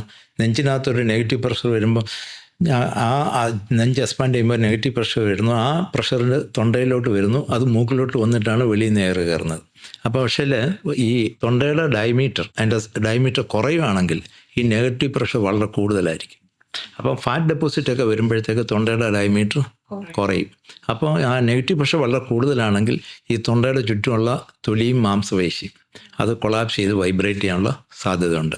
സ്നോറിങ് കാരണം ഉണ്ടാകുന്ന ഇമ്പാക്റ്റ് എന്താണ്? നമ്മൾ ഓവറോൾ ബോഡിയിൽ ബാക്കി എന്തെങ്കിലും ഓർഗൻസിനെ അത് അഫക്റ്റ് ചെയ്യുന്നുണ്ടോ? അത് ജസ്റ്റ് ഒരു അനോയിങ് സൗണ്ടായിട്ട് നമുക്കതിനെ നിസ്സാരമായി കാണാൻ പറ്റുന്നതാണ്. സ്നോറിങ് ബേസിക്കലി 3 ടൈപ്പ് ഉണ്ട്. അത് ഒന്ന് സിമ്പിൾ സ്നോറിങ് എന്ന് പറയും. അതായത് അവർക്ക് വേറെ ശാരീരികമായിട്ട് വലിയ പ്രശ്നമൊന്നും വരില്ല, വെറും കുറവ്. പക്ഷേ അത് ബഹുഭൂരിപക്ഷം കേസുകളിലും അങ്ങനെ അല്ല. അല്ലാതെ അത് ആരോഗ്യപരമായ ഇമ്പാക്റ്റ് ഉണ്ടാക്കുന്ന സ്നോറിങ്ങാണ് ബഹുഭൂരിയം. Probably 2/3 of the cases. 1/3 may be simple snoring ആയിരിക്കാം. അത് അതിൻ്റെ ശബ്ദമായിട്ടൊന്നും വലിയ നേരിട്ട് ബന്ധമൊന്നുമില്ല കേട്ടോ.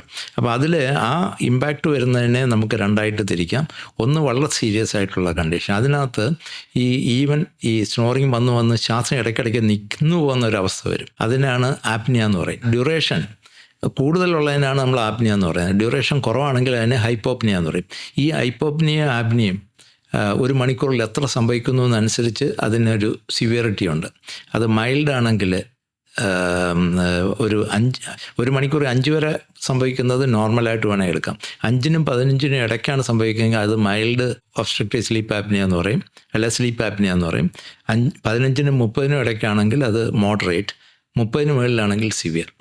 അത് ഒരു മണിക്കൂറിൽ സംഭവിക്കുന്ന ഇൻസിഡൻസിൻ്റെ കാര്യമാണ്. പിന്നെ ഇതിൻ്റെ ഡ്യൂറേഷൻ ഓൾസോ ഇപ്പം നമുക്ക് 15 പ്രാവശ്യം സംഭവിക്കുന്നുള്ളൂ. പക്ഷേ ഓരോ സംഭവം 10 സെക്കൻഡ് അല്ല, ഈവൻ 30-40 സെക്കൻഡ് വരെ പോവുകയാണെങ്കിൽ അത് that is becomes A more severe issue. അപ്പോൾ എത്ര നേരം നമുക്ക് ഓക്സിജൻ ഈ ശ്വാസം ഇല്ലാത്ത അവസ്ഥയുടെ ടോട്ടൽ ടൈമും വളരെ ഇമ്പോർട്ടൻ്റ് ആണ്. അതാണ് സിവിയർ ഫോം. അതിന് ഒബ്സ്ട്രക്റ്റീവ് സ്ലീപ്പ് ആപ്നിയ നമ്മൾ പറയുന്നത് അതാണ്. പക്ഷേ ഇതിനിടയ്ക്ക് വേറൊരു കണ്ടീഷൻ ഉണ്ട്, റെറ എന്ന് പറയും, റെസ്പിറേറ്ററി ഈവൻറ്റ് റിലേറ്റഡ് എറോസൽ. മനസ്സിലായി, or respiratory effort related aerosol. അതായത് ഇത്രയും നേരമൊന്നും ഈ ശ്വാസം നിൽക്കുന്നില്ല, പക്ഷേ തൊണ്ടയിലോ എവിടെയെങ്കിലുമൊക്കെ ഉള്ള ചെറിയ തടസ്സം കൊണ്ട് ശ്വാസം എന്തായാലും കുറച്ച് സമയം, ഫ്യൂ സെക്കൻഡ്സ് അത് കറക്റ്റായിട്ട് കിട്ടാതെ വരും. അങ്ങനെ ചിലർക്ക് അതുമായിരിക്കും ഏറ്റവും വലിയ പ്രശ്നം. അപ്പോൾ ആ സമയത്ത് പേഷ്യൻ്റ് ഉണർന്നും പോയെന്ന് വരും. അപ്പോൾ എന്ത് പറ്റുമെന്ന് പറഞ്ഞാൽ ഇൻ്റർമീഡിയൻ്റായിട്ട് പേഷ്യൻ്റ് നമുക്ക് EEG ഒക്കെ വെച്ച് റെക്കോർഡ് ചെയ്യുമ്പോഴേ മനസ്സിലാകത്തുള്ളൂ. നോക്കുമ്പോൾ ഇൻ്റർമീഡിയൻ്റ് പേഷ്യൻ്റ് ഉണർന്നുകൊണ്ടിരിക്കുകയാണ്. അങ്ങനെ ഇരുന്ന് കഴിഞ്ഞാൽ ഒരിക്കലും ഉറക്കത്തിൻ്റെ ഡീപ്പസ്റ്റ് ലെവലിൽ പേഷ്യൻ്റ് ഒരിക്കലും പോകത്തില്ല, അതിൻ്റേതായിട്ടുള്ള ആരോഗ്യ പ്രശ്നം വരും. അപ്പോൾ ഇങ്ങനെയുള്ള 3 കണ്ടീഷനാണ് സാറിന് വരുന്നത്. അപ്പോൾ ഇതിൽ ആരോഗ്യ പ്രശ്നം പറഞ്ഞാൽ ഏറ്റവും കൂടുതൽ അഫക്റ്റ് ചെയ്യുന്നത് തലച്ചോറിനെയാണ്. ടെൻഷൻ കൂടുകയാണ്, ഓർമ്മശക്തി കുറയും. പ്രധാനമായിട്ടും ഈ പ്രായമായിട്ട് വരുന്ന ഓർമ്മ കുറവും അതേപോലെ അൽഷിമേഴ്സ് പോലുള്ള രോഗത്തിൻ്റെ ഒരു പ്രധാന കാരണം ഈ ഉറക്കം സഫിഷ്യൻ്റ് അല്ലാത്തതാണ്.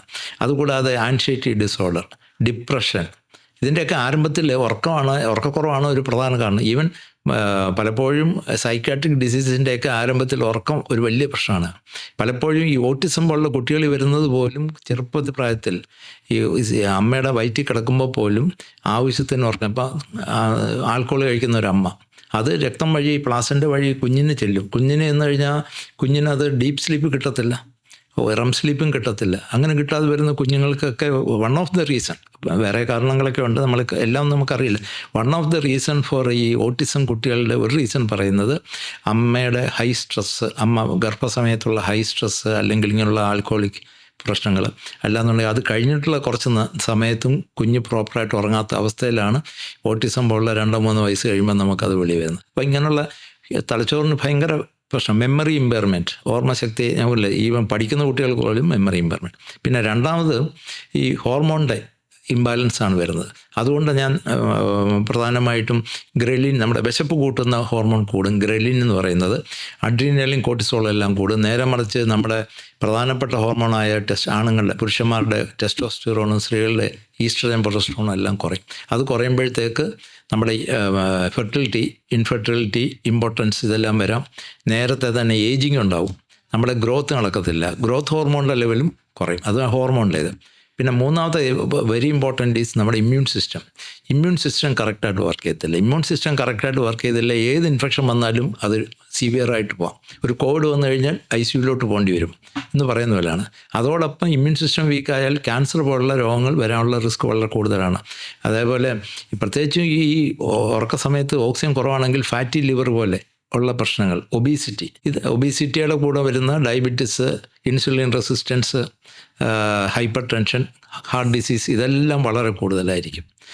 അത് കൂടാതാണ് ഇങ്ങനെയുള്ളവർക്ക് റോഡ് ആക്സിഡൻറ്റും മറ്റ് ആക്സിഡൻസുകളും വളരെ വളരെ കൂടുതലായിരിക്കും.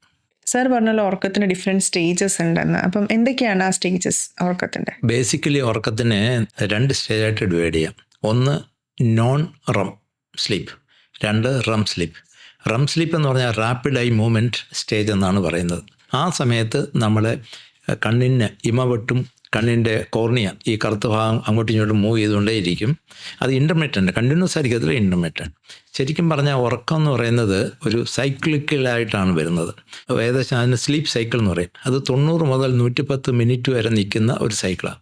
ഈ ഒരു സൈക്കിളിൽ NREM സ്ലീപ്പ് ആദ്യം വരും, അത് കഴിഞ്ഞിട്ടാണ് റം സ്ലീപ്പ് വരുന്നത്. NREM എന്ന് വെച്ചാൽ നോൺ റം സ്ലീപ്പ്. ഈ NREM സ്ലീപ്പ് തന്നെ 3-4 സ്റ്റേജ് ഉണ്ട്. ചിലരതിൽ ഇപ്പോഴും പറയുന്ന 3 സ്റ്റേജായിട്ടാണ്, 3-4 ഒറ്റ സ്റ്റേജായിട്ടാണ് പറയുന്നത്. അതിൽ ആദ്യത്തെ സ്റ്റേജിൽ നമ്മുടെ ലൈറ്റ് സ്ലീപ്പായിരിക്കും. നമ്മുടെ ഒരു അവയ്ക്ക് സ്റ്റേജിൽ നിന്ന് പഴയ ഉറക്കത്തിലോട്ട് പോകാം, ഇനിഷ്യൽ സ്റ്റേജ്. ആ സമയത്ത് നമ്മൾ പേര് വിളിച്ചാൽ നമ്മൾ ഉടനെ ചാടി എണീക്കും. രണ്ടാമത്തെ സ്റ്റേജ് ിനകത്ത് കുറേ കൂടെ ഡീപ്പറായിരിക്കും, പക്ഷേ ടോട്ടലി അങ്ങ് ഡീപ്പായിരിക്കത്തില്ല. അപ്പം തട്ടി വിളിച്ചാൽ ചിലപ്പോൾ കാണും, വിളിച്ചാൽ പേര് വിളിച്ചാൽ എണ്ണീക്കില്ല, പക്ഷേ തട്ടി വിളിച്ചാൽ എണ്ണീക്കും. പക്ഷേ മൂന്നാമത്തെ സ്റ്റേജിൽ പോയാൽ തട്ടി വിളിച്ചാലും അല്ലെ ഒരു വെള്ളം കോരി ഒഴിച്ചാൽ പോലും നമ്മളൊരു ബോധമില്ലാത്ത അവസ്ഥയിൽ ഇങ്ങനെ ഇരിക്കും. പറഞ്ഞാൽ മനസ്സിലായി, അങ്ങനെ അറിയുന്ന പോലെ അറിയത്തില്ല, അതാണ്. പക്ഷേ ഇതിൽ ഈ ഒന്നാമത്തെ സ്റ്റേജ് കഴിഞ്ഞാൽ രണ്ടാമത്തെ സ്റ്റേജിൽ പോവുള്ളൂ, അത് കഴിഞ്ഞിട്ടേ മൂന്നാമത്തെ സ്റ്റേജിൽ പോകും, അത് കഴിഞ്ഞിട്ട് റം സ്ലീപ്പിലോട്ട് പോകത്തുള്ളൂ. അപ്പോൾ അതുകൊണ്ട് ഈ 1ഉം 2ഉം ഒക്കെ വളരെ പ്രധാനമാണ്. ഈവൻ അതർവൈസ് രണ്ടാമത്തെ സ്ലീപ്പിലാണ് നമ്മുടെ ഒരു ദിവസത്തെ മെമ്മറിയിൽ വേണ്ട കാര്യങ്ങൾ നമുക്ക് അതിനെ സെലക്ട് ചെയ്തിട്ട് തലച്ചോറിൻ്റെ ബ്രെയിനിൻ്റെ ഏറ്റവും ഫ്രണ്ടിലോട്ട് ഫ്രോണ്ടൽ കോർട്ടെക്സിൽ അതിനെ ഇംപ്രിൻ്റ് ചെയ്യുന്ന ആ സമയം.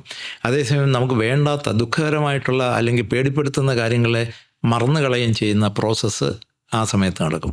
അത് കഴിഞ്ഞിട്ട് ഇതിൻ്റെ കൺസോൾട്ടേഷൻ പ്രധാനമായിട്ടും നടക്കുന്ന മൂന്നാമത്തെ സ്റ്റേജിലാണ്.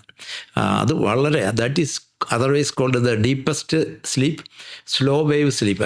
EEGയിലെ വേവുകൾ കുറേ വലുതായിരിക്കും, പക്ഷേ ഇച്ചിരി സ്ലോ ആയിരിക്കും. അതോടൊപ്പം ഇത് റെസ്റ്റോറേറ്റീവ് സ്ലീപ്പ് എന്ന് പറയും. ഈ സമയത്താണ് നമ്മുടെ ഗ്രോത്ത് നടക്കുന്നത്. അതുകൊണ്ടാണ് നമ്മുടെ ഒരു മുറിവൊക്കെ ഉണ്ടായിക്കഴിഞ്ഞാൽ ഈ രാത്രിയിലാണ് അത് കരിയുന്നത്. അപ്പോൾ പറഞ്ഞാൽ മനസ്സിലായി, ഗ്രോത്ത് ഹോർമോണിൻ്റെ ലെവൽ ആ സമയത്ത് കറക്റ്റായിട്ട് വർക്ക് ചെയ്യും. നമ്മുടെ ടെസ്റ്റോസ്റ്റിറോണും ഇൻസുലിൻ ഇതെല്ലാം കറക്റ്റായിട്ട് വർക്ക് ചെയ്യുന്നത്. ഈ ഗ്രോത്ത് ഇല്ലെന്നുണ്ടെങ്കിൽ അറിയാമല്ലോ, കുട്ടികളിൽ അത് വളരെ വളരെ പ്രധാനമാണ്. പ്രായമാകുമ്പോൾ ഇതിൻ്റെ അളവ് കുറഞ്ഞുകൊണ്ടിരിക്കും. ഏതാണ് ഈ 3rd സ്റ്റേജ് ഓഫ് റം.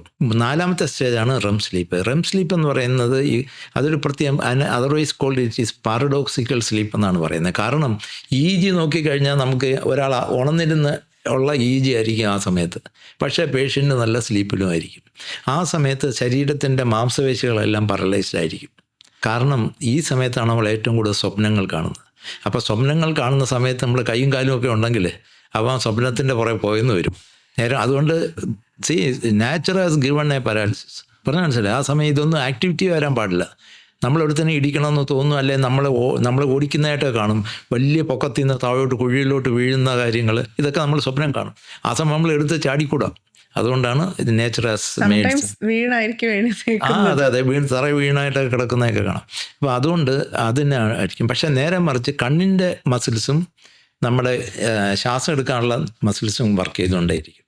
ഈ സമയത്താണ് നമ്മുടെ ഈ NREMലും CP നടക്കുന്ന മെമ്മറി എല്ലാം സ്റ്റോർ ചെയ്യുന്നത്, മറ്റ് തലച്ചോറിൻ്റെ മറ്റ് ഭാഗങ്ങളുമായിട്ട് കണക്ട് ചെയ്യുന്നത്. അപ്പം പുതിയ കണക്ഷൻസ്, വയറിങ്, അതായത് നെർവ് സെല്ലിൽ നിന്ന് ഒരു നെർവ് സെല്ലിലോട്ടുള്ള ഫിലമെൻറ്റുകൾ കണക്ഷൻ ഒക്കെ ഗ്രോ ചെയ്യുന്നത് ഈ സമയത്താണ്. അതുണ്ടെങ്കിൽ മാത്രമേ നമ്മുടെ ക്രിയേറ്റിവിറ്റി അതുകൊണ്ടാണ് വെളുപ്പിനെയാണ് എല്ലാവരും ഒക്കെ വെളുപ്പിനെയാണ് ഇത് സംഭവിക്കുന്നത് കേട്ടോ. സെക്കൻഡ് ഹാഫ് ഓഫ് ദ സ്ലീപ്പിലാണ് റം സ്ലീപ്പ് ഏറ്റവും കൂടുതൽ. ഫസ്റ്റ് ഹാഫിൽ നോൺ റം സ്ലീപ്പായിരിക്കും കൂടുതലും, ചെറിയ തോതിൽ 5% കാണും. പക്ഷേ സെക്കൻഡ് ഹാഫിൽ ഏകദേശം ഒരു 30 to 40% റം സ്ലീപ്പാണ്. ഈ കണക്ഷൻസ് നടന്നു കഴിഞ്ഞാൽ നമ്മുടെ ഇമോഷണൽ മെച്യൂരിറ്റി, ക്രിയേറ്റിവിറ്റി, നമ്മുടെ അങ്ങനെയുള്ള പല കാര്യങ്ങളും ആ സമയത്താണ് നമ്മൾ ഡെവലപ്പ് ചെയ്യാൻ പറ്റത്തുള്ളൂ. അപ്പം നമ്മുടെ എക്സ്പീരിയൻസ് ഒരു പ്രാക്ടിക്കൽ വേയിൽ അത് യൂസ് ചെയ്യേണ്ടി വരികയാണെങ്കിൽ റം സ്ലീപ്പ് പ്രോപ്പറായിട്ട് വേണം. ആ സമയത്ത് ഈ പുതിയ ഫിലമെൻറ്റ്സൊക്കെ കണക്ഷൻസ് ഉണ്ടാകുന്ന സമയത്താണ് നമുക്ക് ഈ ഡ്രീംസ് ഉണ്ടാകുന്നത്. നമുക്ക് പെട്ടെന്നൊരു കാർ ആക്സിഡൻറ്റ് വരുവാണ്, ഒരു കാറ് തമ്മിൽ നമ്മൾ കൂട്ടിയിടിക്കുന്ന ഒരു ടൈമിൽ പെട്ടെന്ന് നമുക്ക് അവിടെ എന്താ സംഭവിച്ചതെന്ന് നമുക്ക് ഒരു ഓർമ്മയും കാണില്ല. അപ്പോൾ സംഭവിച്ചതങ്ങ് പോയി. പിന്നെ നമ്മൾ എണീറ്റ് കഴിഞ്ഞാൽ അന്നേരം എന്താ സംഭവിച്ചത്, ആ ഒരു മെമ്മറി ലോസ്, ഒരു ഇൻസ്റ്റൻറ്റ് മെമ്മറി ലോസ് ഉണ്ടാവുമല്ലോ, അത് എന്താണ് അതിൽ? പക്ഷേ അത് സ്ലീപ്പുമായിട്ട് നേരിട്ട് ബന്ധമില്ല. പക്ഷേ ആക്സിഡൻറ്റിൻ്റെ റീസണിൽ സ്ലീപ്പ് വളരെ വളരെ ഇമ്പോർട്ടൻ്റ് ആണ്. പല സയൻറ്റിഫിക് സ്റ്റഡിയും ഉണ്ട്. അതിലൊരു huge study done in USA few years back by അതിൽ പ്രൊഫസർ മാത്യു വാക്കറിൻ്റെ ഒരു ബുക്കുണ്ട്. അതിനകത്ത് അവർ മെൻഷൻ ചെയ്യുന്നുണ്ട്, അത് 6 മണിക്കൂർ ഉറങ്ങിയിട്ട് മാത്രം ഒരാൾ ഡ്രൈവ് ചെയ്യുകയാണെങ്കിൽ അതിനുള്ള ആക്സിഡൻറ്റ് ഉണ്ടാക്കാനുള്ള സാധ്യത 3 ഇരട്ടിയാണ് when compared to if he had slept 8 hours. 4 മണിക്കൂറാണോ തലേന്ന് ഉറങ്ങിയിട്ട് ഓടിക്കുകയാണെങ്കിൽ ദ ചാൻസ് ഇസ് 11.5 times. അപ്പോൾ നമുക്ക് ആലോചിക്കാം എന്തായിരിക്കും നമ്മുടെ സിസ്റ്റം. പ്രോപ്പറായിട്ട് NREM 3rd സ്റ്റേജും റെം സ്ലീപ്പിംഗ് കിട്ടാത്തവർക്ക് പകല് ചെറിയ ഈ ഷോർട്ട് സ്ലീപ്പ് അങ്ങ് പെട്ടെന്ന് വരും. അവർ ഇരിക്കുന്ന വഴിയിൽ ടക്കയെന്ന് ഒരു സെക്കൻഡ് അങ്ങ് ഉറങ്ങിപ്പോൾ, ഒരു മീറ്റിംഗ് കേട്ടോണ്ടിരിക്കുക, ടക്കയെന്ന് അങ്ങ് ഉറങ്ങി, പിന്നെ പെട്ടെന്ന് ഞെട്ടി ഉണരും. So same thing can happen when he is driving also. അങ്ങനെ സംഭവിക്കുന്നതാണ് ഇങ്ങനെയുള്ള ആക്സിഡൻസിൻ്റെ പ്രധാന കാരണം. അത് നമുക്കറിയാം. ഈ പ്രത്യേകിച്ചും ഈ നൈറ്റിലാണ്, രാത്രിയിലത്തെ ആക്സിഡൻസ് ആണ് എപ്പോഴും മേജർ ആക്സിഡൻസും ആൾക്കാർ മരിക്കുകയൊക്കെ ചെയ്യുന്നത്, മേജർ പ്രോബ്ലം ഉണ്ടാകുന്നത്. പകലൊക്കെ ചിലപ്പോൾ തമ്മി ഒരേയും തിരികെയൊക്കെ ചെയ്യുമെങ്കിലും രാത്രിയിൽ അതല്ല. രാത്രിയിൽ മേജർ ആക്സിഡൻസ് എല്ലാം നടക്കും, നമ്മൾ നോക്കിയാൽ എല്ലാം അറിയാൻ പറ്റും. അപ്പോൾ അതിൻ്റെ പ്രധാന കാരണം ഈ സ്ലീപ്പ് അതിന് ഇൻസഫിഷ്യൻ്റ് ആണെന്നുള്ളതാണ്. പിന്നെ ഈ ചോദ്യം, അതായത് എന്തുകൊണ്ടാണ് അത് കഴിഞ്ഞിട്ടെന്ന് പറയുന്നത്, അത് പ്രോബബ്ലി നമ്മളെ തലയ്ക്ക് വരുന്ന ഒരു പെട്ടെന്ന് വരുന്ന ഒരു ഷേക്ക് പറഞ്ഞിട്ട്, ആ ഷേക്ക് ഒരു ട്രാൻസിയൻ്റായിട്ടൊരു ഓർമ്മ ഇല്ലായ്മ ഉണ്ടാക്കാം. അത് ആക്സിഡൻറ്റിൻ്റെ ഒരു കോംപ്ലിക്കേഷനായിട്ട് നമ്മൾ എന്തായാലും നമ്മുടെ ശരീരം ഇടിക്കുമ്പോൾ ഒന്നീ തല പോയി എവിടെയെങ്കിലും അടിക്കും, അല്ല തലയ്ക്ക് ഒരു പെട്ടെന്നൊരു ഷേക്ക് തന്നെ വരും. ആ ഷേക്കിൽ നമുക്ക് ചിലപ്പം ടെമ്പററി ഒരു ലോസ് വരാം. അത് ഈ സ്ലീപ്പിൻ്റെ കുഴപ്പം കൊണ്ടല്ല, അല്ലാതെ വരാം. പക്ഷേ ആക്സിഡൻറ്റിൻ്റെ കാരണം സ്ലീപ്പ് ഇൻസഫിഷ്യൻസിയാണ് ഓർ കൂർക്കം വലിക്കാരാണ്. കൂർക്കം വലിക്കാർക്ക് ഒരിക്കലും NREM 3 അല്ല, ഡീപ്പ് സ്ലീപ്പ് ഒരിക്കലും കിട്ടത്തില്ല. കൂർക്കം വലിയുള്ളപ്പോൾ ഓക്സിജൻ്റെ ലെവൽ കുറഞ്ഞിരിക്കുന്നതുകൊണ്ട് ബ്രെയിൻ എപ്പോഴും നമ്മുടെ ബോഡിയെ അവൈക്കിലേ വെക്കത്തുള്ളൂ, ഒരു ഹാഫ് അവൈക്കിൽ. അതായത് റെമ്മിലോട്ട് പോയത് അതിൻ്റെ ഡീപ്പസ്റ്റ് ലെവലിൽ പോയി കഴിഞ്ഞാൽ ഓക്സിജൻ പിന്നെയും കുറയും. അതേപോലെ മസിൽ പാരാലിസിസ് ഒക്കെ വന്നു കഴിഞ്ഞാലും പിന്നെ പറഞ്ഞില്ലേ, അത് നമ്മുടെ സ്നോറിങ് കൂടത്തേ ഉള്ളൂ. അപ്പോൾ REM സ്ലീപ്പിൽ പലപ്പോഴും സ്നോറിങ് കൂടുതലും കാണും. സാർ നേരത്തെ പറഞ്ഞല്ലോ, നമുക്ക് സ്ലീപ്പ് സ്റ്റഡി വെച്ചിട്ട് നമുക്ക് ഈ ഒരു സ്ലീപ്പിൻ്റെ ഡെഫിഷ്യൻസി എഫിഷ്യൻ്റ് ആയിട്ട് ഒരു സ്ലീപ്പ് ഉണ്ടോ ഇല്ലയോ എന്നുള്ളത് നമുക്ക് മനസ്സിലാക്കാം, അനലൈസ് ചെയ്യാൻ പറ്റും എന്ന് പറഞ്ഞു.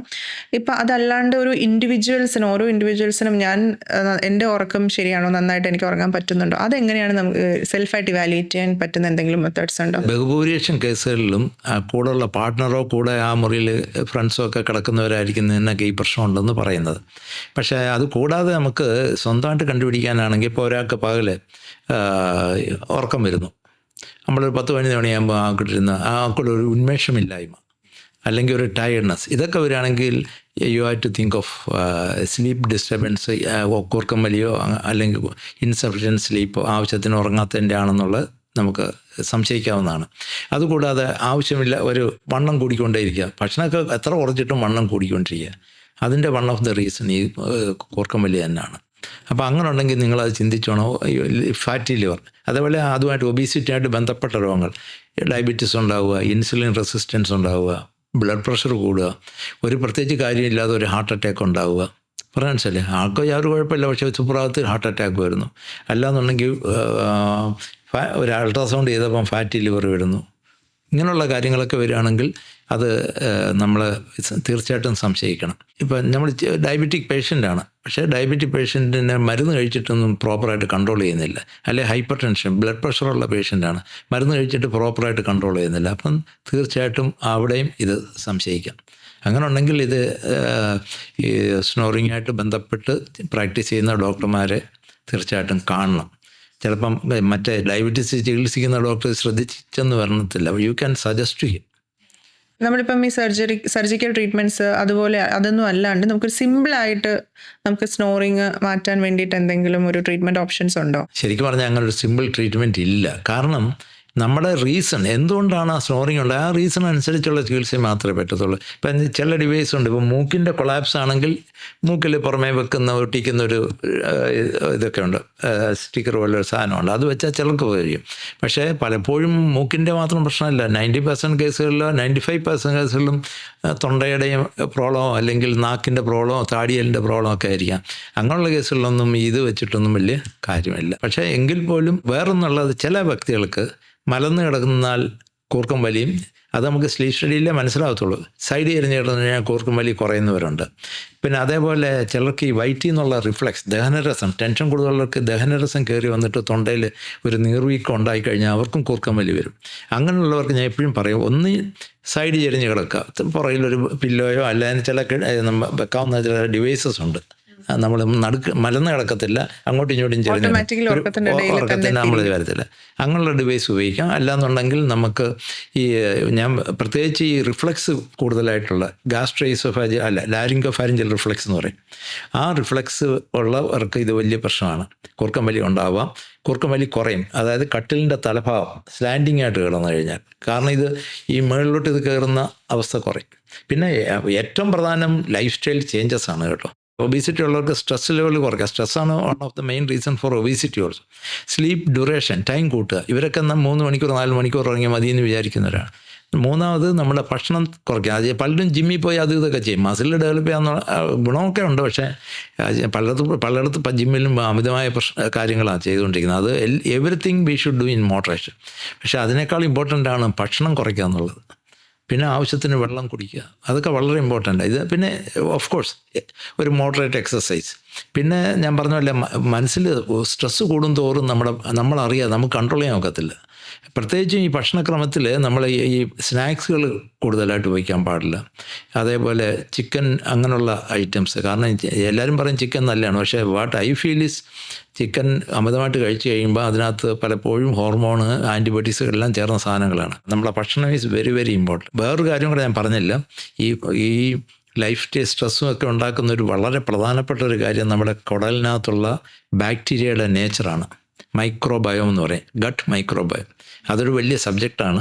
അപ്പോൾ അതിന് ഹെൽപ്പ് ചെയ്യുന്ന നല്ല മൈക്രോബയോമിനെ ഉണ്ടാക്കുന്ന രീതിയിലുള്ള ഭക്ഷണ ക്രമീകരണങ്ങൾ നടത്തുക എന്നുള്ളത് വളരെ വളരെ ഇമ്പോർട്ടൻ്റ് ആണ്. നമ്മൾ ഒത്തിരി കാര്യങ്ങൾ സംസാരിച്ചു. സ്ലീപ്പ് നമ്മുടെ ലൈഫിൽ എത്രത്തോളം ഇമ്പോർട്ടൻ്റ് ആണെന്നുള്ളതിനെ പറ്റി, സ്നോറിങ്ങും സ്ലീപ്പും തമ്മിൽ എന്തൊക്കെ കണക്ഷനെ പറ്റി, അത് റിലേറ്റ് ചെയ്തിട്ടുള്ള ലൈഫ് സ്റ്റൈൽ ചേഞ്ചസ് എന്തൊക്കെ കൊണ്ടുവരാൻ പറ്റും, അങ്ങനെ ഇൻഡെപ്ത് ഒരുപാട് കാര്യങ്ങൾ നമുക്ക് പറഞ്ഞു തന്നു. So thank you so much doctor John Panicker sir.